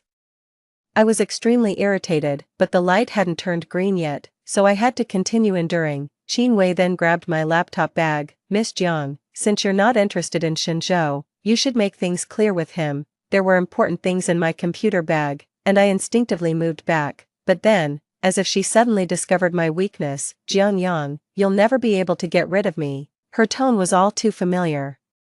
I could almost see the smug smile at the corner of her mouth. She yanked hard on my laptop bag, and just as I pulled back, she let go and abruptly stepped back. Then came the loud screech of brakes. I had forgotten, Qin Wei was a gambler. In my past life, she gambled on Shenzhou believing her, letting a lie stand between me and Shenzhou for a whole 10 years. This lifetime, she was prepared to gamble with her own life, betting on Shenzhou's conscience. Shenzhou has always had a conscience towards her, he has a conscience, but this time, his calculated plan might not go as she wishes. I'm sorry, it's all my fault. I stood in front of Qin Wei's hospital bed. I shouldn't have argued with her on the roadside, shouldn't have held on when she tried to grab my computer. Oh, she wasn't trying to steal the computer. She was just emotional and grabbed my hand while talking. Xiaolin bumped me with his elbow, dissatisfied. Qin Wei was hit by a vehicle. Luckily, it was near a red light. And since we were not on the main road when we struggled, the vehicle had slowed down. The car braked in time, only breaking one of Qin Wei's ribs and a leg. The surveillance footage wasn't clear, only showing that she had a conflict with me, making it hard to tell who was right or wrong. Xiaolin, who was across the street at that time, saw everything clearly, so he was dissatisfied with my apology. He doesn't understand. In front of Shinjo, an explanation is just making excuses. He only ever believes what he wants to believe. 10 years have been enough for me to learn my lesson. Sure enough, as soon as I voiced my apology, Qin Wei's tearful expression stiffened, and Shinjo stopped what he was about to say. Miss Qin was injured because of me. Let me stay and take care of her with you during these days. I turned to look at Shinjo. As we left, Xiaolin became even more discontent. Have you been called Jiangbao too many times, and your brain turned into a saucepan? She timed her fall perfectly. What does it have to do with you? She clearly wants to cling to Mr. Shen. Why don't you just let them be, lock it down and be done? I glanced at my wrist, which Qin Wei had just reddened by pulling. Do you remember the last time we played a game and encountered an annoying ghost, always sticking to us, beat us up, ran away, and just when it mattered, popped out again to hit us? How did you say to deal with such people back then, Xiaolin? Use the ultimate move, finish them off. I nodded. Use the ultimate move, finish them off. I am very competent, working from 8 to 5, more punctual than a job. I finally understood the pleasure Qin Wei felt when she did those things. It turns out making someone you dislike unhappy can be so satisfying. Ah Zhou, my leg hurts so much. Shinjo was about to get up. I held him back. She's crying from the pain. Should we call a doctor? Shinjo nodded, calling for the doctor. Ah Zhou. I'm so thirsty. Shinjo got up. I held him back. The nurse is attentive. Let her go. Ah Zhou, it's so boring lying here. Could you read to me? I got up. I'll do it. After several times, Shinjo also realized I was doing it on purpose. He even seemed somewhat happy. Yang, I've always said I would explain things to you. I've already broken up with Qin Wei. After she's discharged, I will give her a sum of compensation. And then we will be even, sometimes. When it was just the two of us in the hospital room, he looked at me with eyes brimming with joy. Then we can go home together. Do you want to live in Lawn Mountain or Ping Courtyard? I've also thought about the wedding. This time I looked up. How much compensation do you plan to give her? 1 million. After all, it was our fault. The doctor said her leg. 1 million. I tugged at the corner of my lips. That's good. Sometimes Xiaolin would also come over, under the guise of work. He didn't speak, just buried his head and texted me. This filial piety between mother and son. What are you scheming? I replied. It's always calm before the storm. 24. Actually, it wasn't a big move. As the day of discharge approached, Qin Wei became more anxious. I knew her original plan, except for Xiaolin, whom I had seen with my own eyes. No one would believe that someone could joke with their own life, so, like in my previous life, I became her scapegoat, and like before, Shinjo and I would argue because of her. The difference was, she wouldn't leave. She took advantage of Shinjo's old feelings and guilt, feeling entitled to demand from him. Perhaps she even hoped to sustain some disability, giving Shinjo more reason to feel guilty towards her for life. But I was not angry. Before Shinjo could even speak up, I took the initiative to apologize. I didn't argue with Shinjo either. Even in her presence, I was all smiles, warming up the feelings between us. She became insecure. She worried that she would be abandoned once she was discharged. I really wanted to comfort her. After all, there was still 10 million. Shinjo truly loved her. Of course, whether she could get it depended on her own skills. 3 days before Qin Wei's discharge, Shinjo, all smiles, began discussing the color of the curtains at home with me. Shinjo, I won't go back with you. I put down my breakfast calmly and looked at him. I won't marry you again, won't love you again. I don't even want to see you again. Do you know why? Shinjo followed me back to the room, seemingly in a daze. I called him again, Brother Shen. Indeed, I used to call him that when I was a child, during these days. I called him that in front of Qin Wei too, a nickname more nauseating to her than her Ah Zhou. Your aunt called and said there's been a thief in your neighborhood. Let's go check your apartment. Upon hearing let's go back, Shinjo's eyes lit up. But how could Qin Wei agree? She hadn't been discharged yet. Shinjo hadn't mentioned any compensation to her. If I took Shinjo away, she might end up losing everything. Brother Shen, shall we go? I tilted my head to look at Shinjo. If we don't leave today, we'll never go back. Shinjo came over to hold me. Actually, we don't need to go back. Ah Zhou, your apartment has surveillance. Qin Wei hurriedly sat up, shouting for the nurse to bring her computer. Ah Zhou, I forgot to tell you before, I was worried about thieves in the apartment, so I had already installed surveillance. You can see what it looks like now just by turning on the computer. I watched as Shinjo's face turned pale by degrees. Staring at Qin Wei, His eyes shot disbelief. You said, who installed the surveillance? Qin Wei was completely oblivious. I had it installed last year. The video is connected to my computer. Let's watch it now. I then asked Xiaolin, who had specifically come for the spectacle, Mr. Xia, I suddenly can't remember. Are our game accounts, nicknames, and avatars unique? Xiaolin, of course not. Then it's easy to register another account with the same nickname and avatar, of course. I remember it's the same for WeChat, correct? Alright, Xiaolin, we can leave now. See, it was just that simple, simple enough to be sad. 25. Shenzhou appeared before me again a week later. In those 7 days, it seemed like 7 years had passed for Shenzhou. He had become terribly thin, he looked disheveled, it was raining, he stood there with his head down, soaked through by the rain. It seemed he hadn't expected me to come down so quickly. Surprise flickered in his eyes when he saw me. Quickly replaced by a frantic sense of guilt. I'm sorry. A 10-year overdue apology finally came out of his mouth. I'm sorry, Yang. His body trembling, he hugged me, his hot tears falling onto my collar. I'm sorry, Yang. All these years, so many times, he choked up, unable to continue. It's all in the past, I said. No, it's my fault. It's all my fault, Yang. He held me tighter. Can you accept my apology, please? I shook my head. Shenzhou, it's too late. Shenzhou suddenly began to cry. But I love you, Yang. After you left, I realized how much I loved you. I continued shaking my head, pushing him away, and stepped back, looking up at him. Shenzhou, think about it, was that really love? Shenzhou, things have always been too smooth for you. He could command the winds and the waves, always getting what he sought. Think about it, do you love me? Or is it just because you can't have me? Shenzhou didn't hesitate. It's you. I truly loved you, Yang. I thought it through in my past life, it was, but I don't love you anymore. I looked at him. Shenzhou, I won't marry you again, I won't love you again, I even don't want to see you again. It's not a joke, not something said in anger. Are you still not going to believe what I say, like you did 10 years ago? Shenzhou staggered a step, his face turning ashen. Go back, you'll catch a cold, and your mother will worry. I withdrew my gaze, turned around. Before I walked out of the alley, I heard crying behind me. I didn't want to see Shenzhou so downcast. I would rather see the 23-year-old Shenzhou, the one I once deeply loved, the one with a sparkle in his eyes. But life always brings such helplessness. 10 years ago, I would have jumped for joy at his words, and probably spent the whole night sleepless. 10 years later, I just listened indifferently. I went back to my room, played a game, and then slept. Shenzhou fell ill nonetheless. The elders of the Shen family took turns calling me, saying he was delirious with fever, mumbling my name. Even my mom called to sigh. Weren't you the one who said that little Zhua had a girlfriend and you didn't want to make it hard on yourself? That's why we kept you in the dark about him being in the same city. Now what's all this fuss about? I heard he broke up with that girlfriend. Yang, didn't you always love little Zhua the most? Maybe, Mom, it's all in the past.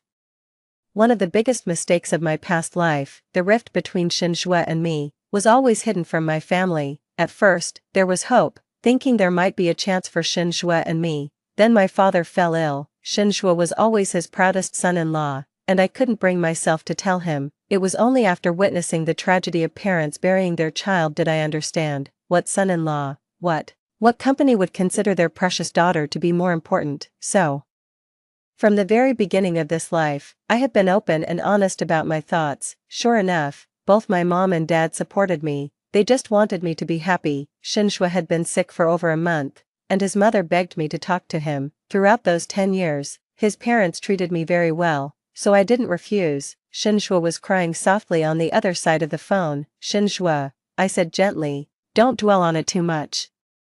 I was also at fault for the way things ended in our past life. The mistake was not loving myself before loving someone else. The mistake was repeatedly ignoring the lifebuoys around me. The mistake was giving up the whole world for one man, underneath an avalanche. No snowflake is innocent. A ridiculous lie crafted a decade of tragedy, and I cannot escape blame, but I can correct my mistakes. After Shenzhou recovered, he sued Qin Wei. He had always firmly believed that his change of heart had wronged Qin Wei. Before they broke up, he gave her a substantial amount of material compensation. Now, he seems to have changed his mind about that, wanting to take all those things back. I didn't pay much attention to this. Our first game has launched. It's been receiving continuous positive reviews, and revenues have been climbing steadily, every day. I wake up to check the data and go to sleep thinking about new games, occasionally. Seeing someone playing our game on the subway can make me happy for a long time. It shows that there are many joys in life, not just those brought by love. When our second game launched, it shot to the top of the download charts on its first day. The overwhelming sense of achievement filled me completely, making the whole world seem wonderful. I've settled down in Beijing and even moved my parents here. My life has been drifting further and further from its original path. Shinzhou didn't disappear from my world immediately. He came looking for me for a while. He didn't talk to me. He just followed me to and from work. It seems he has finished his lawsuit with Qin Wei. Xiaoyu told me that Qin Wei didn't get much money, and her leg was indeed disabled from the last car accident. She asked the court for compensation, but it was denied. But having finished entangling with Qin Wei and then starting to bother me wasn't pleasant. Most of the time, I ignored him. The road isn't owned by my family. He can walk it however he likes. Occasionally annoyed, I would turn around and scold him. Shinzhou, did you come back just to follow me like this? He actually responded directly, yes. After that, I didn't want to talk to him anymore. The last time I saw him, it was another rainy day. The rain in the late autumn was like fine needles of ice. I didn't want him to get sick and have his mother calling me repeatedly, so I bought him an umbrella. He leaned at the entrance of an alley and suddenly asked me, Yang, after everything I've done to you in the past, do you also think I'm cruel? Now saying I like you, does that disgust you? I ruined your happiness. In an instant, I felt like I was back to that year, our wedding night. It was also at this age, in such an autumn, amidst the festive joy, he scolded me with a cold face. Jiangyang, your cruelty is chilling, your affection disgusts me, you so wanted to be with me. I'll grant you that, you ruined my happiness, and you will never find happiness in this lifetime. Yes, I looked up, the fine rain falling into my pupils. Shinzhou, your cruelty is chilling, your affection disgusts me, you ruined my happiness, for this lifetime. I paused, looking into his eyes. Shinzhou, I hope you find happiness. He trembled violently, his whole back hunched, bending at the waist. After that, I never saw him again. Another year quickly passed. I remember in my past life, during this year, before leaving, guess who I just saw? She looked so haggard I almost didn't recognize her. It was only when I saw her limping that I was sure, it really was Qin Wei. She's actually fallen to the point of serving dishes in a small restaurant. What are you looking at? I turned off Xiaoyu's message and put away my phone. Nothing. You haven't secretly started a new romance, have you? Xia Lin propped up his cheek in an exaggerated manner. Little dumpling, the weather is so nice today. Why don't we take our online romance offline? I looked at him helplessly. Xia Lin raised both hands. All right. I get it, men are not as enticing as money. Let's go. He pressed the gas pedal. Little CEO Xia will first aim for a cool 100 billion. I couldn't help but laugh. It was the height of spring. The sunlight was just perfect. Life is a series of multiple choice questions. This time, I won't make the wrong choice. Shinzhou side story. 1. When I received the call from the police, I was momentarily deafened. A sharp ringing in my ears nearly pierced my brain. And by the time I regained my senses, the person on the other end was shouting, Mr. Shen. Mr. Shen, are you alright? Please calm yourself before coming to identify your wife's body. 2. Jiangyang is dead, because on a snowy day, I asked her to come and discuss our divorce in person. Qin Wei always comforted me, saying, it's not your fault, she didn't drive well, how can you blame yourself? But I knew it was my fault. 3. Jiangyang and I weren't always like this, ever since we were young. She was obedient and gentle, liking to quietly stay by my side. Big brother Shen. Can you make me a little rabbit? Big brother Shen, can you explain this problem to me? Big brother Shen, can you wait and walk home from school with me? We were very close, my phone was full of her photos, and every time I saw the character Yang in a book, I would subconsciously circle it. It felt so familiar and dear, so much so that when I first met Qin Wei and she told me her nickname was Yang, I felt an affinity. 4. I met Qin Wei in college, when she was surrounded by a group of thugs. I stepped in to save her. After that, she often appeared around me, quiet, much like Jiangyang used to be. She had seen Jiangyang on my phone. She's so beautiful. Is she your girlfriend? I naturally replied, no, she's my sister. 5. I always thought of Jiangyang as only a sister. Whenever my family talked about marrying her, I felt annoyed. who marries their own sister, having a life arranged for you breeds rebellion. So when Qin Wei cried and told me that my mother had asked her to leave, I held her and said, I will marry you. I only want to marry you. 6. When did things start to change? Perhaps even I don't know. When Qin Wei showed me those chat logs, was my rage only because she wanted me to break up with Qin Wei, not because she said, what does it matter if I ruin him, if I can't have him? No one can. I went through with the wedding just because I was angry, determined to torment her for life, not because, deep down, I wasn't averse to her being my wife. I realized these things actually after Qin Wei left and went back to her country. I accidentally overheard her on the phone, crying to a friend. I knew it, he didn't like me that much, he didn't even touch me. Do you know, he never touched me even when we were dating. He really liked Jiang Yang, otherwise, who these days marries just because they spent a night together. 7. It was a call from Jiang Yang. 3 days before she wanted to divorce me. By then, I already felt something was off. Over the years, Jiang Yang and I constantly argued, initially about her dishonorable actions, which she refused to admit doing, but I had seen the chat logs. The video angle was from the apartment's surveillance. The only people who knew the apartment's password were me, her, and Qin Wei. In the 3rd year of our marriage, one day, she suddenly asked me, why don't you suspect that Qin Wei did this? I found it amusing. She did this, why, what good does it do? Qin Wei broke up with me only because she was threatened by her. After the breakup, she became depressed and attempted suicide several times. She had no motive to do that. After that incident, Jiang Yang never mentioned it again. Later, we argued over trivial matters. Qin Wei did not marry well. She often called me from overseas, crying about her life. If it weren't for Jiang Yang's actions back then, Qin Wei wouldn't have ended up like this. Every time I think about it, I can't have a proper conversation with Jiang Yang. Why did the girl, who was as obedient as a rabbit at first, have a different face behind her back? Before Qin Wei returned, Jiang Yang and I were still arguing, because I found her birth control pills. She didn't care about my future or my feelings. She even refused to have children with me. What was recorded in those diaries was not love but an obsessive possessiveness. After years of arguing, Qin Wei finally came back. I thought I would be happy. But after being together with Qin Wei, just like she said, I didn't even want to touch her. Could I have always liked Jiang Yang? I think of the reassurance I felt when I woke up at night and held her in my arms.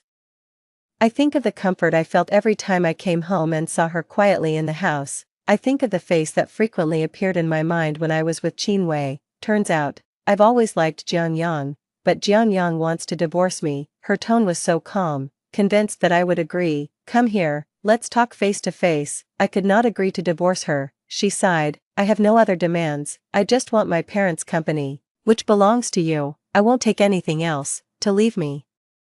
She didn't even fight for the family property. In a rage, I said, after today, no more discussion. Just with that statement, Jiang Yang died on a snowy road. Impossible. I couldn't possibly like Jiang Yang. If I liked Jiang Yang, how could I have been cold to her for a whole decade? If I liked Jiang Yang, how could I have been responsible for her death? The one I liked was clearly Qin Wei. The whole world knew I loved Qin Wei. For Qin Wei, I defied my family, neglected my wife, and remained childless for many years. I pretended as if nothing was wrong. I didn't even attend Jiang Yang's funeral. I continued to be inseparable with Qin Wei, proposed to her, and prepared a grand wedding. I loved Qin Wei, but when Qin Wei smiled at me in her wedding dress, I joyfully embraced her. Yang Yang, you're back. On the eve of the wedding, I broke down. Jiang Yang's shadow was everywhere. We grew up together, apart from the few years in college.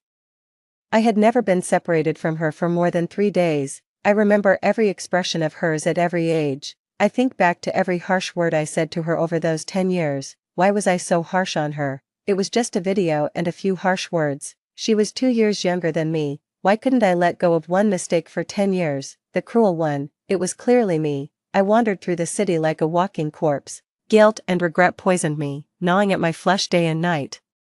Qin Wei came to me crying again. She said, "Aren't you going to marry me? Everyone knows I'm going to marry you. Aren't you going to marry me? You said it yourself. You said you love me, that you were going to marry me." All I could do was apologize to her. If there's a next life, I'll repay everything I owe you. If only there really was a next life, I would give 3 lifetimes for a chance to start over. I don't know how much time passed, but it snowed again. I lay on the cold tracks.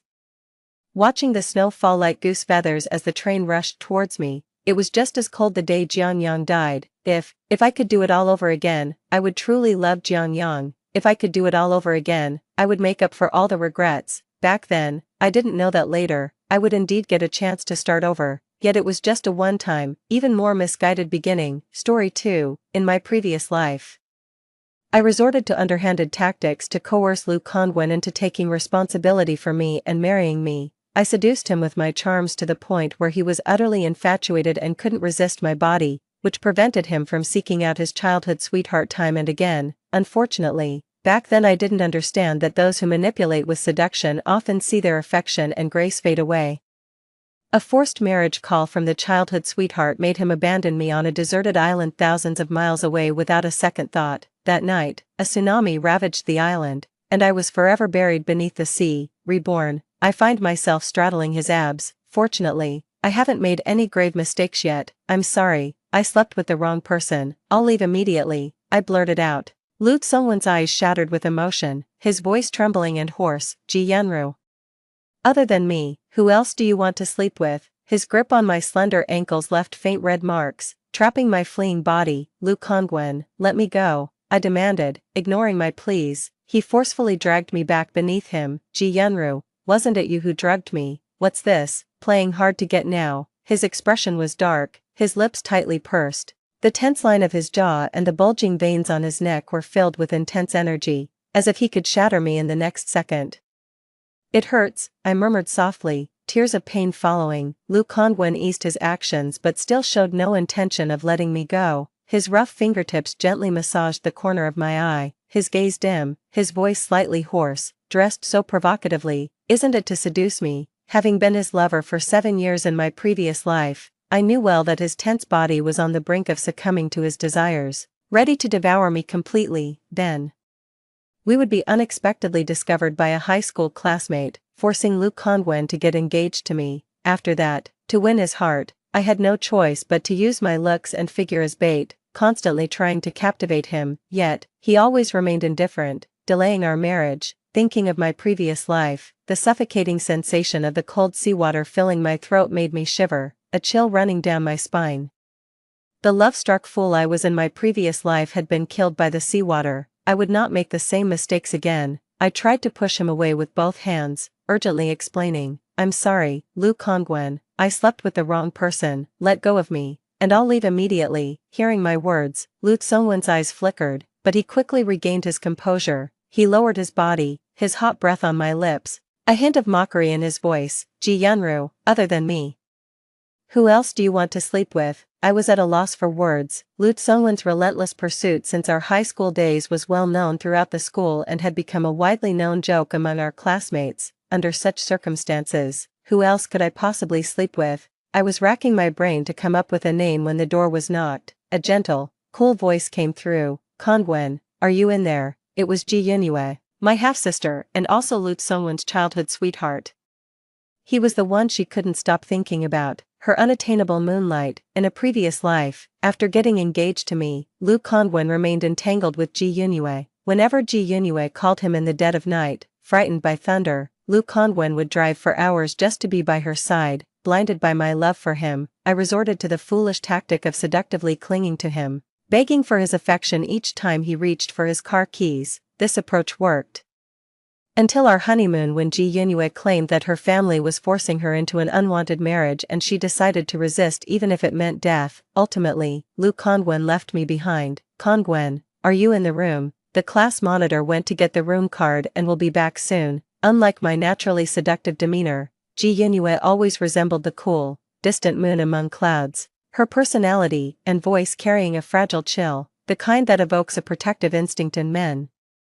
In moments of passion, Lu Kongwen would whisper in my ear, Ruru, your beauty stirs up a desire in me to dominate, to see you in pain and tears. Lu Tsungwen's friend once said, Ji Yunue is the kind of respectable girl one marries, but Ji Yanru is only good for a fling, not for marriage. Previously, due to Ji Yunue's indifferent demeanor towards everything, including Lu Kongwen, I failed to notice the connection and affection between them. I intervened, I broke up the lovers. And it cost me my life. In this life, let everything go back to its original path. Lu Sungwon's body grew hotter, his gaze more intense, and his lips fervently met my collarbone, like a scorching rain. Lu Kangwen, come to your senses, I'm not Ji Yunhue, let me go. He seemed irritated, unwilling to listen, and fiercely bit my lip, silencing my protests. In despair, I kicked him hard. Part 2, Ji Yunru. If you dare leave, I'll kill you. Lu Kangwen, bent over in pain, roared from behind. I paused. Then leapt out the window. Staying meant death. I found the class monitor and had her deliver the room card to Ji Yunhue before leaving, creating a chance for them to be alone. If Ji Yunhue couldn't push Lu Kangwen away, they'd end up together by the end of the night. Then, my father would ensure justice for Ji Yunhue, making Lu Kangwen marry her. Perhaps then, Lu Kangwen would be grateful. And I might escape the control of the Ji family, having arranged all this. I leisurely returned to the graduation party. Today was the first day to check university entrance exam results. In a past life, both Lu Kangwen and Ji Yunhue were top students who got into the prestigious Capital University together. To be with Lu Kangwen, I studied tirelessly, significantly boosting my academic scores, plus a bonus for my dance skills, just enough to join the dance program at Capital University. Lu Kangwen and I got engaged over the summer and his family bought us a house near the university. I devoted myself to creating a tender home life for Lu Kangwen, neglecting my own studies. Ji Yunhue, maintaining her cool, top student persona, remained the perpetual beloved ache in Lu Sungwon's heart. I returned to the party room, and as I sat down, the teacher raised a glass to me. Ji Yunru, congratulations on finally making it to the same university as Lu Kangwen. You're a brave girl in my eyes, daring to do anything for the boy you love, but as someone who's been through it all, I must tell you to chase love bravely, but don't forget to enrich yourself and always be a clear-headed, independent woman, the teacher advised. Holding my glass, my eyes suddenly welled up with tears. It's only after being reborn that I realized how profound my teacher's words were. It's a pity that in my past life, I never had the chance to hear them. Even if I had, I wouldn't have grasped their deep meaning. Now that fate has given me a second chance, I am determined not to let my teacher down. Thank you, teacher, I will remember your words, I said. Before I could compose myself, the class president hurried into the room and whispered in my ear. I gave the keys to Ji Yunhue and left, but Lu Kangwen has called an ambulance. I frowned in confusion. Is Lu Kangwen foolish? He's missing such a good opportunity. The class president, Chiao Chiao, a girl who loved gossip, immediately pulled me to eavesdrop next to Lu Sungwon's room. Crash, it was the sound of a water glass shattering. It seemed that Lu Kangwen was beginning to lose control of himself. Then came Ji Yunhue's soft, frail voice. Kangwen, I'm willing, please stop torturing yourself. It hurts me to see you like this. Lu Kangwen struggled to speak. Yunhue, stay away from me. Ji Yunhue rushed to hug him. Why? Kangwen, I don't need you to take responsibility. I just can't bear to see you suffer. Lu Kangwen forcefully pushed her away. Yunhue, please don't come any closer. I'm not in my right mind. I don't want to hurt you. I gave a bitter smile. So that was it. No wonder they say love is like a hand that reaches out only to pull back again. Because he didn't love me. In my past life, Lu Kangwen pressed me down without hesitation, ignoring my pleas and tormenting me over and over again, nearly leaving me with psychological scars. But with his beloved Ji Yunhue, even though he was nearly fainting from the pain, he still desperately tried to stay conscious because he couldn't bear to touch her. Medical staff arrived and started heading this way. I took Chiao Chiao and turned to leave. I was sure now, I no longer loved Lu Kangwen, yet, seeing his attitude towards Ji Yunhue felt like a stone was pressing on my chest. I couldn't breathe. This must be the melancholy of unrequited love. After that gathering, I didn't go out again. At the dinner table, my dad told my stepmom that Lu Kangwen, the only son of the Lu family, had been drugged and hospitalized. My stepmom was shocked. Who would dare to drug him? Don't they know about the Lu family's formidable power? My dad sighed deeply. Mr. Lu has ordered severe punishment for the person responsible, but young Master Lu refuses to say who it was. My stepmom said, well, why bother with all that? This is a perfect opportunity to get closer to the Lu family. Yunhue, why don't you and your mom go visit Lu Kangwen at the hospital later? Aren't you his classmate? Try to find some common topics with him. See if you can develop a relationship with this heir of a wealthy family. My stepmom smiled cunningly. Ji Yunhue obediently nodded. Dad then said, why don't you take Yunru with you too? With both going, the chances of success might be higher. My stepmom scoffed. Why bring her? Look at her, all dolled up. Do you think the Liu family elders would fancy such a vulgar vixen? My father bowed his head and said nothing, offering me no defense. I put down my chopsticks. I have errands to run today. I won't be going. I went to the immigration office to apply for a passport. When I returned, my stepmom was sitting on the couch, visibly upset, venting to my dad. Yunue and I carefully selected several gifts to take to the hospital to visit young Master Liu. But guess what happened? They told us that all visits were politely declined. I told the security guard at the door that we were from the Ji family of Haiqing, and that my daughter Yunue and Liu Kongwen were classmates. The guard said he would check inside. After a while, the guard came back out, asked for our names, and then went back inside to report. A bit later, he came out again and told us that the young master needed to rest now. We could leave the gifts, and he would personally come to thank us once he had recovered. Isn't this just leading us on? Said the stepmother, visibly upset and breathing heavily. Dad comforted her by rubbing her back. It's good that he accepted your gifts. I heard that recently everyone trying to visit young Master Liu was turned away, and not even their gifts were accepted. The fact that he accepted ours shows that Yunue still holds significant influence. Upon hearing this, the stepmother's face lit up with joy. Really, does Yunue really have that much clout? Does this mean there's hope for her to marry into the Liu family? There's hope, definitely. Didn't the young master say he would visit us personally in a few days? What does that tell you? It shows he's interested in Yunue, Dad said, his eyes crinkling with a smile. Yunue, your dad hasn't spoiled you for nothing. This is giving your old man a lot of pride. Once you marry into the Liu family, our status in Haiqing will rise even further. Sitting across on the sofa, Yunue blushed and shyly called out, Dad, oh, my daughter is shy. He chuckled. The family was filled with laughter and joy. Of course, this happiness had nothing to do with me. In my first year of high school, my mother died of cancer. Before the mourning period was even over, my father brought home Wu Qing, a woman from outside, along with her daughter Yunue, who was only 2 months younger than me. That's when I realized that for over a decade, while relying on my mother's family's influence to build his career, my father had been supporting a mistress on the side. With a stepmother came a stepfather. My father, once utterly devoted to me out of fear of my mother, had become entirely devoted to Yunue alone. He neglected me completely. All household responsibilities were handed over to Wu Qing, who pinched pennies on my living expenses and mocked me, with my father turning a blind eye. After Yunue transferred to my class, she and Liu Kongwen, who knew each other, became particularly close, which made me incredibly jealous. It turned out that the country villa where my father used to support Yunue and her mother was right next to Liu Tsungwen's grandmother's house. Every year when Liu Kongwen came down for vacation, he would play with Yunue. He was originally saddened by Yunue's departure. Unexpectedly, she transferred directly to our class and became his desk mate. Truly, fate can tie people together across thousands of miles, but without it, even those close by can be strangers. In my past life, I foolishly fell in love with a man who was not mine. I deserved my tragic end. Returning to my room, I sent out an email. Professor Steve, I am delighted to be your student. I have prepared my passport and will soon head to the UK. In my past life, all my life goals revolved around Liu Kongwen, causing me to abandon my own talents. The London Dance Academy noticed my dance videos online and recognized my award-winning history. You should be the one to make the final decision, extending an olive branch to me. But to attend Jingda University with Liu Kongwen, I firmly declined the professor's invitation. This life, I have come to my senses. It was a world-renowned institution that many dancers dream of. In this lifetime, I must seize the opportunity to shine brightly on the dazzling stage.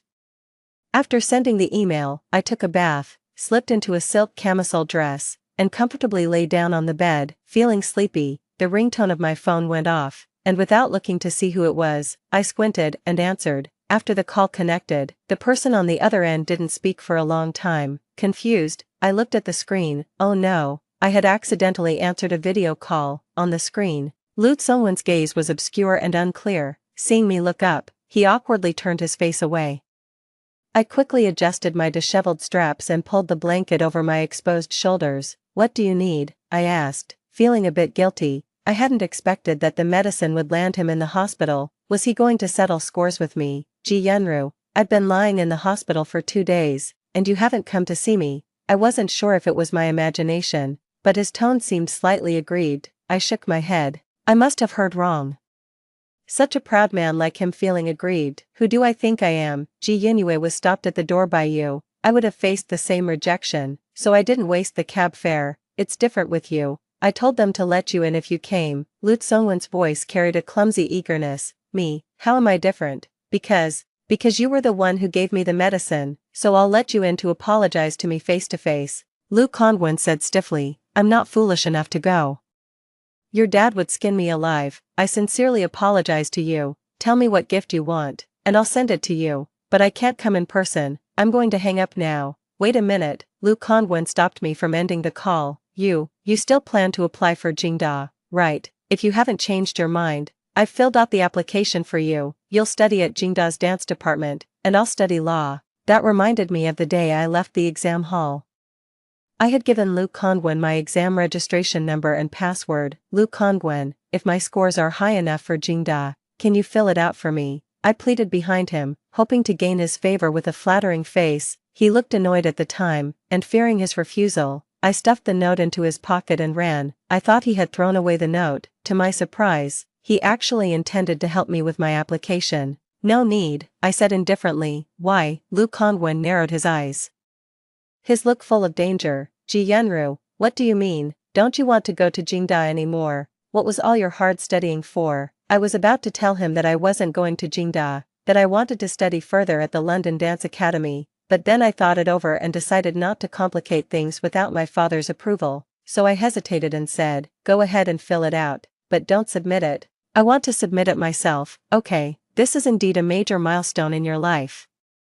And it's right that you should make the final decision. You should confirm the submission yourself. It really means more, he said. Okay, then I'm hanging up. Wait, Lu Kongwen called out to me again. What else is there? Your sister and your mom came to visit me at the hospital today. I'll come by your house to visit in a few days. There's no need to update me about your plans. Goodbye. Xia Qiao called me, inviting me to her birthday party. She specifically mentioned, your crush will be there too. I heard he got a new hairstyle. Looks even more handsome. Who is my crush? Who else but Lu Kongwen? Are you saying Lu Kongwen is going too? I was quite surprised. Knowing Lu Kongwen, he's always been rather aloof. Apart from the last gathering organized by our homeroom teacher, he never took part in any class activities. Since our last phone call, I had not contacted him again, after being reborn.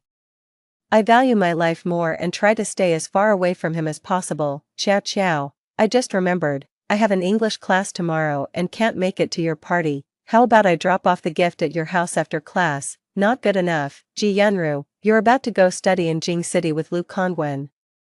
Who knows when you'll see each other again? Skip class and come to my party. I had no choice, as Qiao Qiao was the only one who stood by me when the whole school laughed at me. She always said I was a girl with a clear heart, daring to chase what I liked, a courage many lacked. So, when classmates mocked me as a cheap follower, Xiao Qiao would stand up and retort, when you have the courage like Ji Yenru, then you can mock others. Don't think I don't know. You all just secretly pine and don't dare to say a word in person. During my absurd high school years, she never left my side, thus, I couldn't miss her birthday. After my IELTS class, I rushed to the hotel. Xiao Qiao's family is well known in Haicheng, so her birthday party was quite grand. I dressed simply in jeans and a white t-shirt, which felt somewhat underdressed. Lu Kongwen was sitting on the sofa, with Ji Yinue by his side. He had gotten a buzz cut. His handsome features now appeared more striking and robust. He was tenderly pouring juice into Ji Yinue's glass, a gentle aura enveloping him. Ji Yenru wore a pristine white dress, looking pure and graceful like a noble snow lotus, truly a match of equal talents and beauty. Anyone would comment on their perfect pairing. When I looked over, Lu Kongwen just happened to look up and our eyes met. He raised an eyebrow slightly and lifted his chin, signaling me to come over.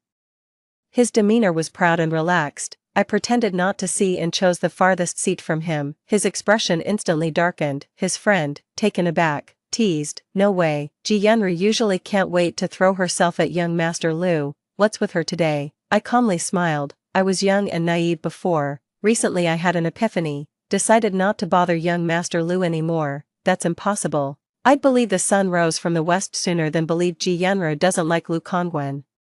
You've been after Lu since freshman year. Everyone knows. What happened, Ji Yenru? Nothing happened. A youthful crush can come suddenly and go just as quickly. Isn't that normal? I said lightly. Really? Everyone was shocked by my unusual response today, looking puzzled at each other and at me, looking at Lu Kongwen again. His lips were tightly pursed, his tongue lightly pressing against his cheek, his tone dripping with sarcasm. Ji Yenru, being liked by you is truly bothersome.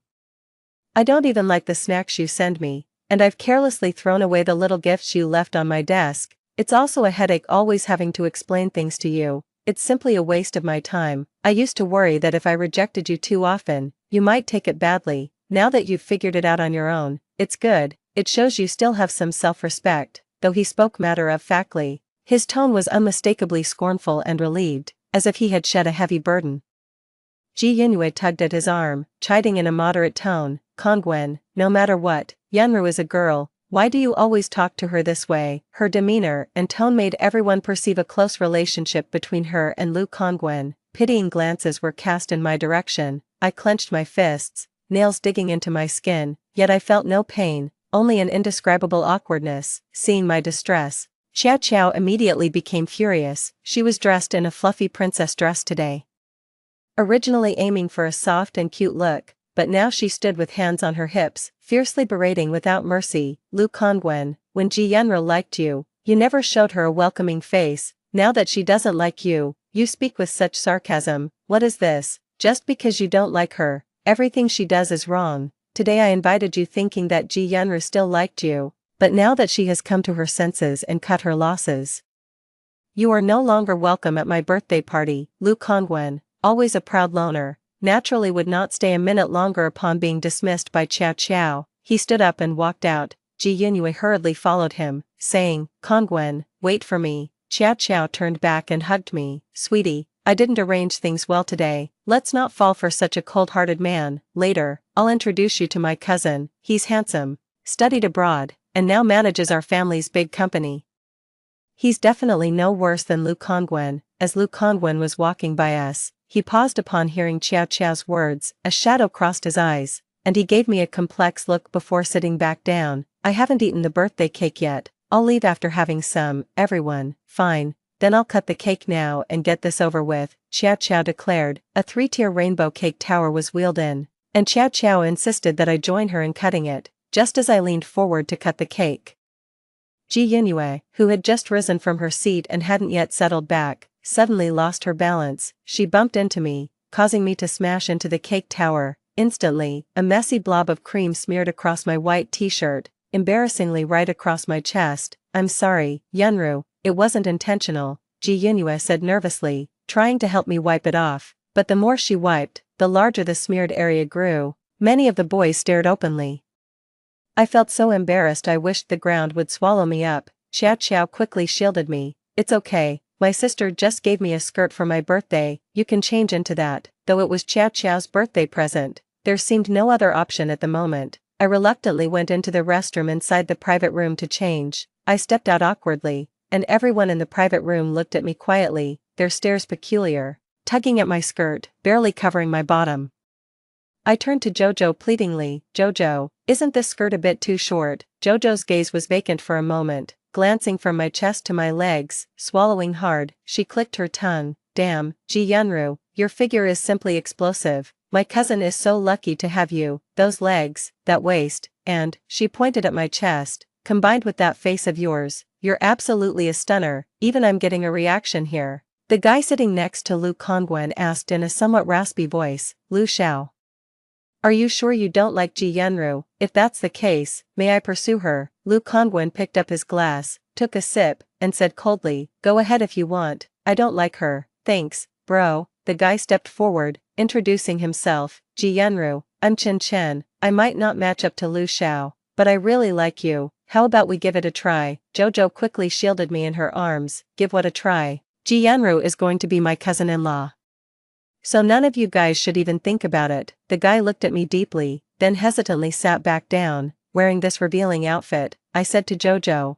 I'm going to head back now. Just as Jojo nodded, a deeply affectionate confession suddenly blared from the big screen, unmistakably in my voice. Lu Kongwen, I like you. I really, really like you. Our college entrance exam results are out, right? I don't know if I managed to get into Beijing University with you, but even if I don't, I'll go to Beijing City with you. Lu Kongwen, in this lifetime, Ji Yunru will only love you, only marry you, wherever you go, I will follow. I was mortified, social suicide, this video was indeed from me, it was my undying, foolish confession to Lu Kongwen, but it was recorded before I was reborn. I knew Jojo would throw a birthday party and invite classmates, so, I had given her this video in advance, showing my infatuation, to play during her party. After being reborn, I got so caught up with preparing to go abroad that I completely forgot about it. Jojo slapped the back of her head. Shoot, I forgot to remove this segment. I specifically instructed the staff to play my sister's video after the cake cutting. What do we do now? Classmates exchanged various mocking looks. Didn't she just say she didn't like him? What's this act now? Acting all aloof before, was it just playing hard to get? Is this a surprise for Lu Xiao? Lu Tsongwen's expression, cold all evening, softened slightly. Ji Yunru, is this a surprise you prepared for me? Actually, accepting your feelings, it's not entirely impossible. His ears tinged with a faint red, I frantically explained. Lu Kongwen, please don't misunderstand, this video was recorded a long time ago. I gave it to Jojo way back and forgot to have it removed. I really don't like you anymore, really don't like me anymore, Lu Kongwen asked sternly, his fierce gaze locked on my face. Really, truly, I raised my right hand, swearing. Lu Kongwen scoffed. Ji Yunru, one moment you like, the next you don't, are you playing with me? That night ended with Lu Kongwen driving me home, because the red miniskirt revealed much of my back. He insisted on draping his jacket over me as we got into the car. All the way, no matter how much I explained, Lu Kongwen wore a look that said, let's see how you play this out. To prove I truly no longer liked him, I blocked his phone number and WeChat right in front of him. He left with his face turning blue from anger. After that, I never contacted him again, nor did I make any effort to be seen by him. Every day, I busied myself with English lessons and part-time jobs. Spinning like a top, I recently pawned the jewelry my mother left me. So the first year's tuition should be manageable, but I'm not sure what to do about the tuition for the following years, so after class, I always go to work at a bubble tea shop. That evening, as I dragged my exhausted body home, my stepmother Wu Qing stopped me in the living room. Ji Yunru, a few days ago I showed your photo to President Wang of Wang Corporation, and he's quite interested in you. Meet him tomorrow. He could be very important for your father's business in the future. See if you can charm him with that bewitching face of yours. It would be a way of repaying this family. People can't just eat and drink for free without contributing anything, right? I turned to look at my father. My father, hesitating, asked Wu Qing, isn't President Wang quite a bit older than Yunru? Over 20 years older. In fact, isn't that a bit much? So what if he's older? Older men know how to cherish others. You and I are the same age, yet when I was young and chose you, you hid me away in the countryside, living like a mouse. Have you ever considered the suffering I endured? My father lowered his head upon hearing her rebuke. Wu Qing softened her tone a bit and said earnestly to me, Yunru, since I've taken on the role of your mother, I must look out for your happiness. President Wang might be a bit old and chubby, but he's a caring man. With him, you can look forward to a life of comfort. I looked at her coldly. If he's such a great man, why don't you introduce him to Ji Yunue? Wu Qing's face turned cold. Is that kind of man worthy of our Yunue? Yunue is beautiful, smart, and has a great temperament. Only a man like young Master Lu is suitable for her. Don't overreach. Compared to Yunue, do you think you even come close? My father kept his head down and remained silent. I knew then that the matter was settled and that resisting was futile. Wu Qing hated my mother and despised me, from the day I stepped into this house. She had been instigating my father to make me drop out of school. Ji Yunru isn't good at studying, and all she has is her looks. If we don't make use of it now, do we wait until she's old and faded? Over the years, she arranged for me to meet various sleazy middle-aged men, trying every way to squeeze out all the value I could offer. Worried about my future and desperate to escape this family, I took the risk of drugging Lu Kongwen, hoping against hope to marry him. But I never expected that in my previous life, I would still end up tragically. I had just come of age, and facing the manipulative web of adult interests, I felt utterly powerless. I sighed, give me 100,000 yuan, and I'll meet with this President Wang tomorrow. Wu Qing, her face freshly treated with thermage, displayed a deep sarcasm. So you were waiting for me to say that? Fine, I'll give you the money. Whatever President Wang wants you to do tomorrow, you do it. As I went upstairs, I glanced back unintentionally. Ji Yunue, who had been silent on the sofa, had a slight mocking smile on her lips. Seeing me look her way, she quickly managed her expression, returning to her usual aloof demeanor. President Wang was less than 1.6 meters tall, nearly 200 kilograms in weight, with a belly like he was 10 months pregnant. From the moment I sat at the table, he stared greedily at every inch of me, his gaze undisguised.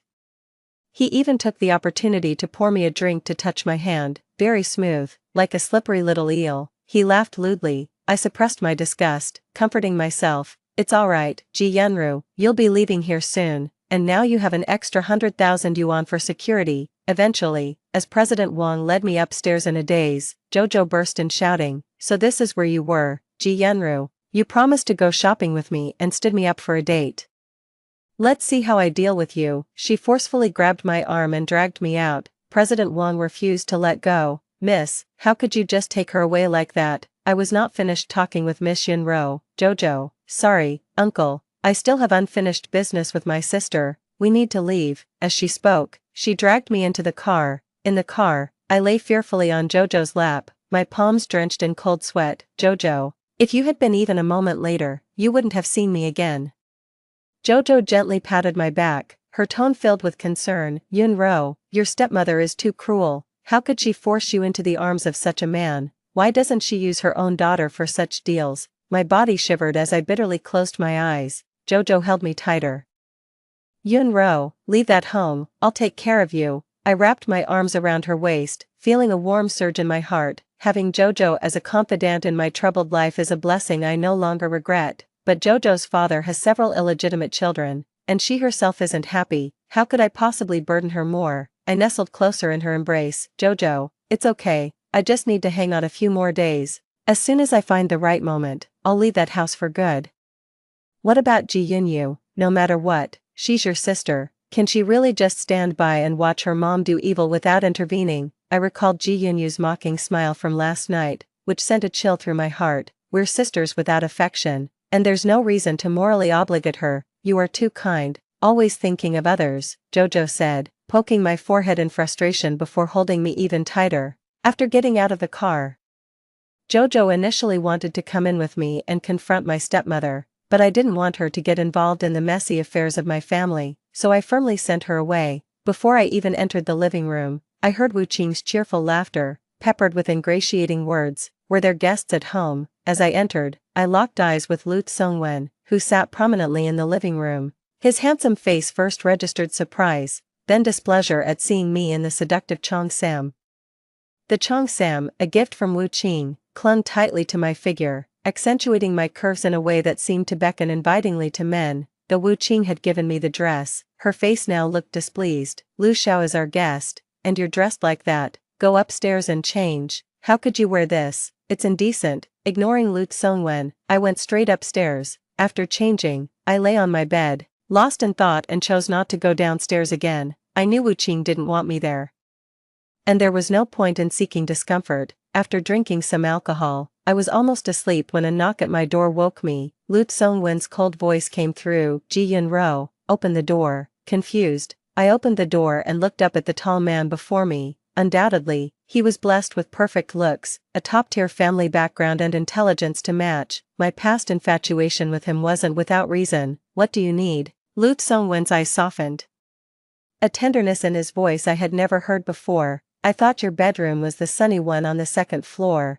not realizing it was in the attic. It used to be on the second floor, but after Wu Qing and Ji Yunyu moved in, my bedroom was given to Ji Yunyu. Did you go on a blind date today? How was it? Did you like the person? He tried to appear natural, but the tense line of his neck betrayed his current nerves. It wasn't a blind date, I said.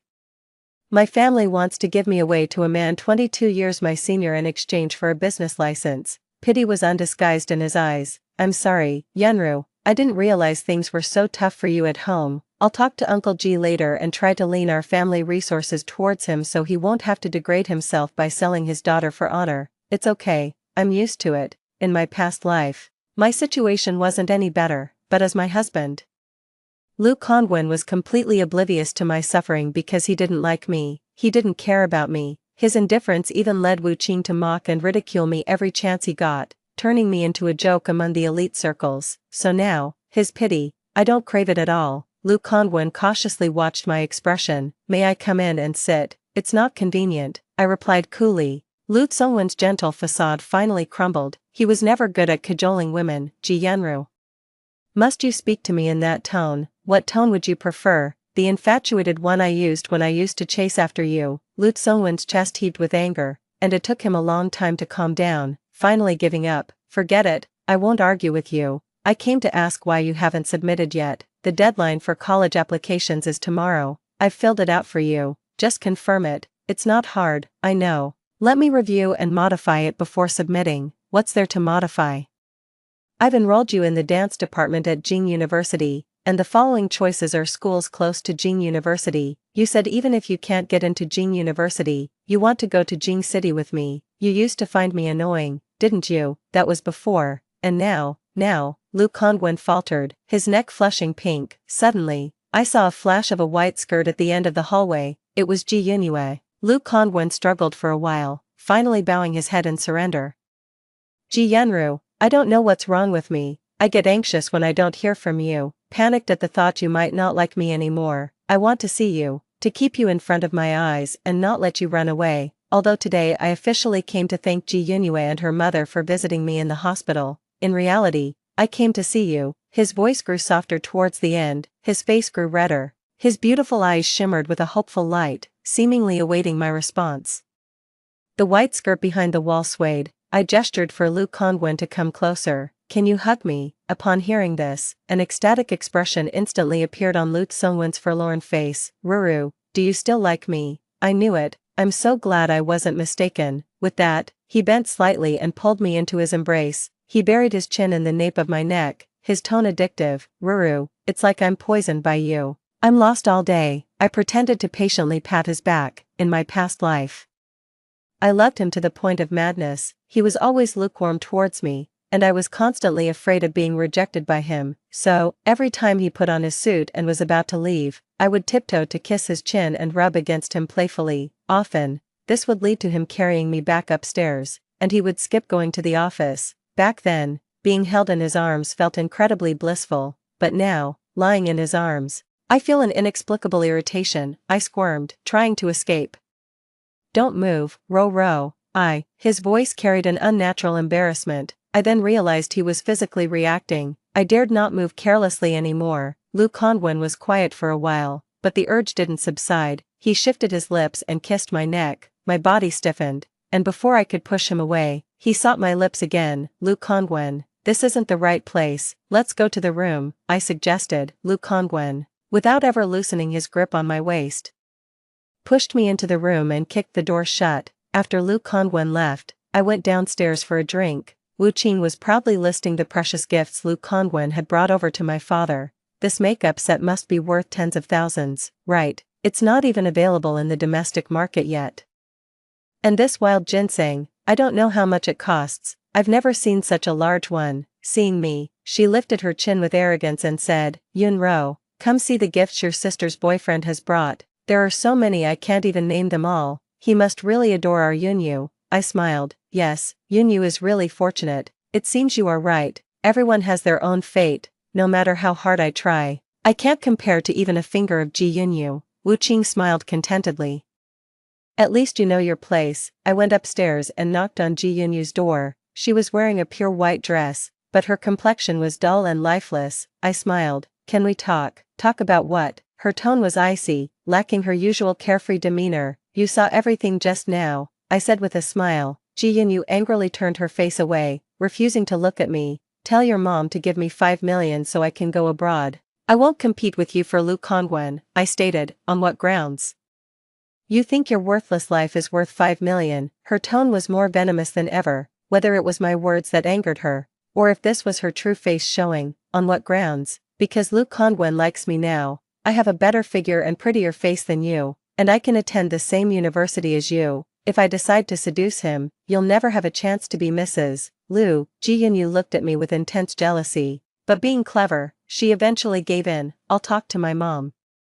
But how can you assure me that once you get the money, you will leave? I pulled up the acceptance letter from the London Dance Academy on my phone, because I have a better future and destiny. Looking around the room, which used to be cutesy but now was simply plain. I taunted, "Sister, don't make me wait too long, or else Luke Conwyn will end up being your brother-in-law." 3 days later, I got the money as I wished and boarded a plane to London. Before takeoff, Luke Conwyn called me from an unknown number. "Ro, why haven't you unblocked me yet? Where are you? I want to see you. I've never wanted to see someone so badly. I can't wait another moment." The flight attendant announced the boarding details over the intercom. Luke Conwyn's tone instantly became tense. "Ruru, are you on the plane? Where are you going?" "London." "What are you doing in London?" His tone rose unconsciously, losing its usual calm. "I'm going to study, Luke Conwyn. I'm telling you one last time, I don't like you anymore. I didn't apply to Beijing University, and I'm not going to Beijing with you. Don't contact me anymore." "What do you mean? What about that night in your room?" I scoffed. "That night, nothing happened, right?" That day, to make the act complete, I had let Luke Conwyn into my room, but once inside, I pulled away from his embrace. He calmed himself down for a long time, waiting for his body to settle. Then I pleaded with him to explain the details of filling out college applications. We stayed in the room for a long time, but actually, nothing happened. In this lifetime, Luke Conwyn never even touched my lips, but with the illusion of that night, I blackmailed Ji Yunhui and gained my freedom. There was a long silence on the other end. Just when I thought Luke Conwyn would hang up, he finally spoke. "Ruru, I really do like you. It used to be you chasing me, and I didn't cherish it. From now on, I'll be the one chasing you, and I will show you a sincerity greater than you ever showed me." I remained silent and hung up the phone. Luke Conwyn visited London before the term started at Beijing University, but I kept avoiding him. He spent several days downstairs at my apartment building. Finally returning to the country, disappointed, his emails kept coming, filled with his longing for me and his deep love. He even sent me a black card, hoping to ease my financial burden and make my life easier. If this had happened before my rebirth, I would have been profoundly grateful for his concern, but now, his belated affection felt worthless as weeds. I deleted his emails, and sent the black card back. Later, he somehow got my new mobile number and called to say he would visit me in London during the winter break and asked me to wait for him, but in the end, he didn't come. It was only later that I learned from Jojo that before the winter break at Beijing University, Ji Yunhui had drugged Luke Conwyn and they had slept together. Afterwards, the Ji family forced Luke Conwyn to get engaged to Ji Yunhui. Ashamed, Luke Conwyn didn't come to see me. He began drinking heavily and stopped attending classes. Who would have thought Ji Yunhui, seemingly so pure and chaste, would resort to such despicable tactics? Jojo said indignantly. History has a surprising way of repeating itself. Fortunately, this time, I avoided their tangled web of love and hate.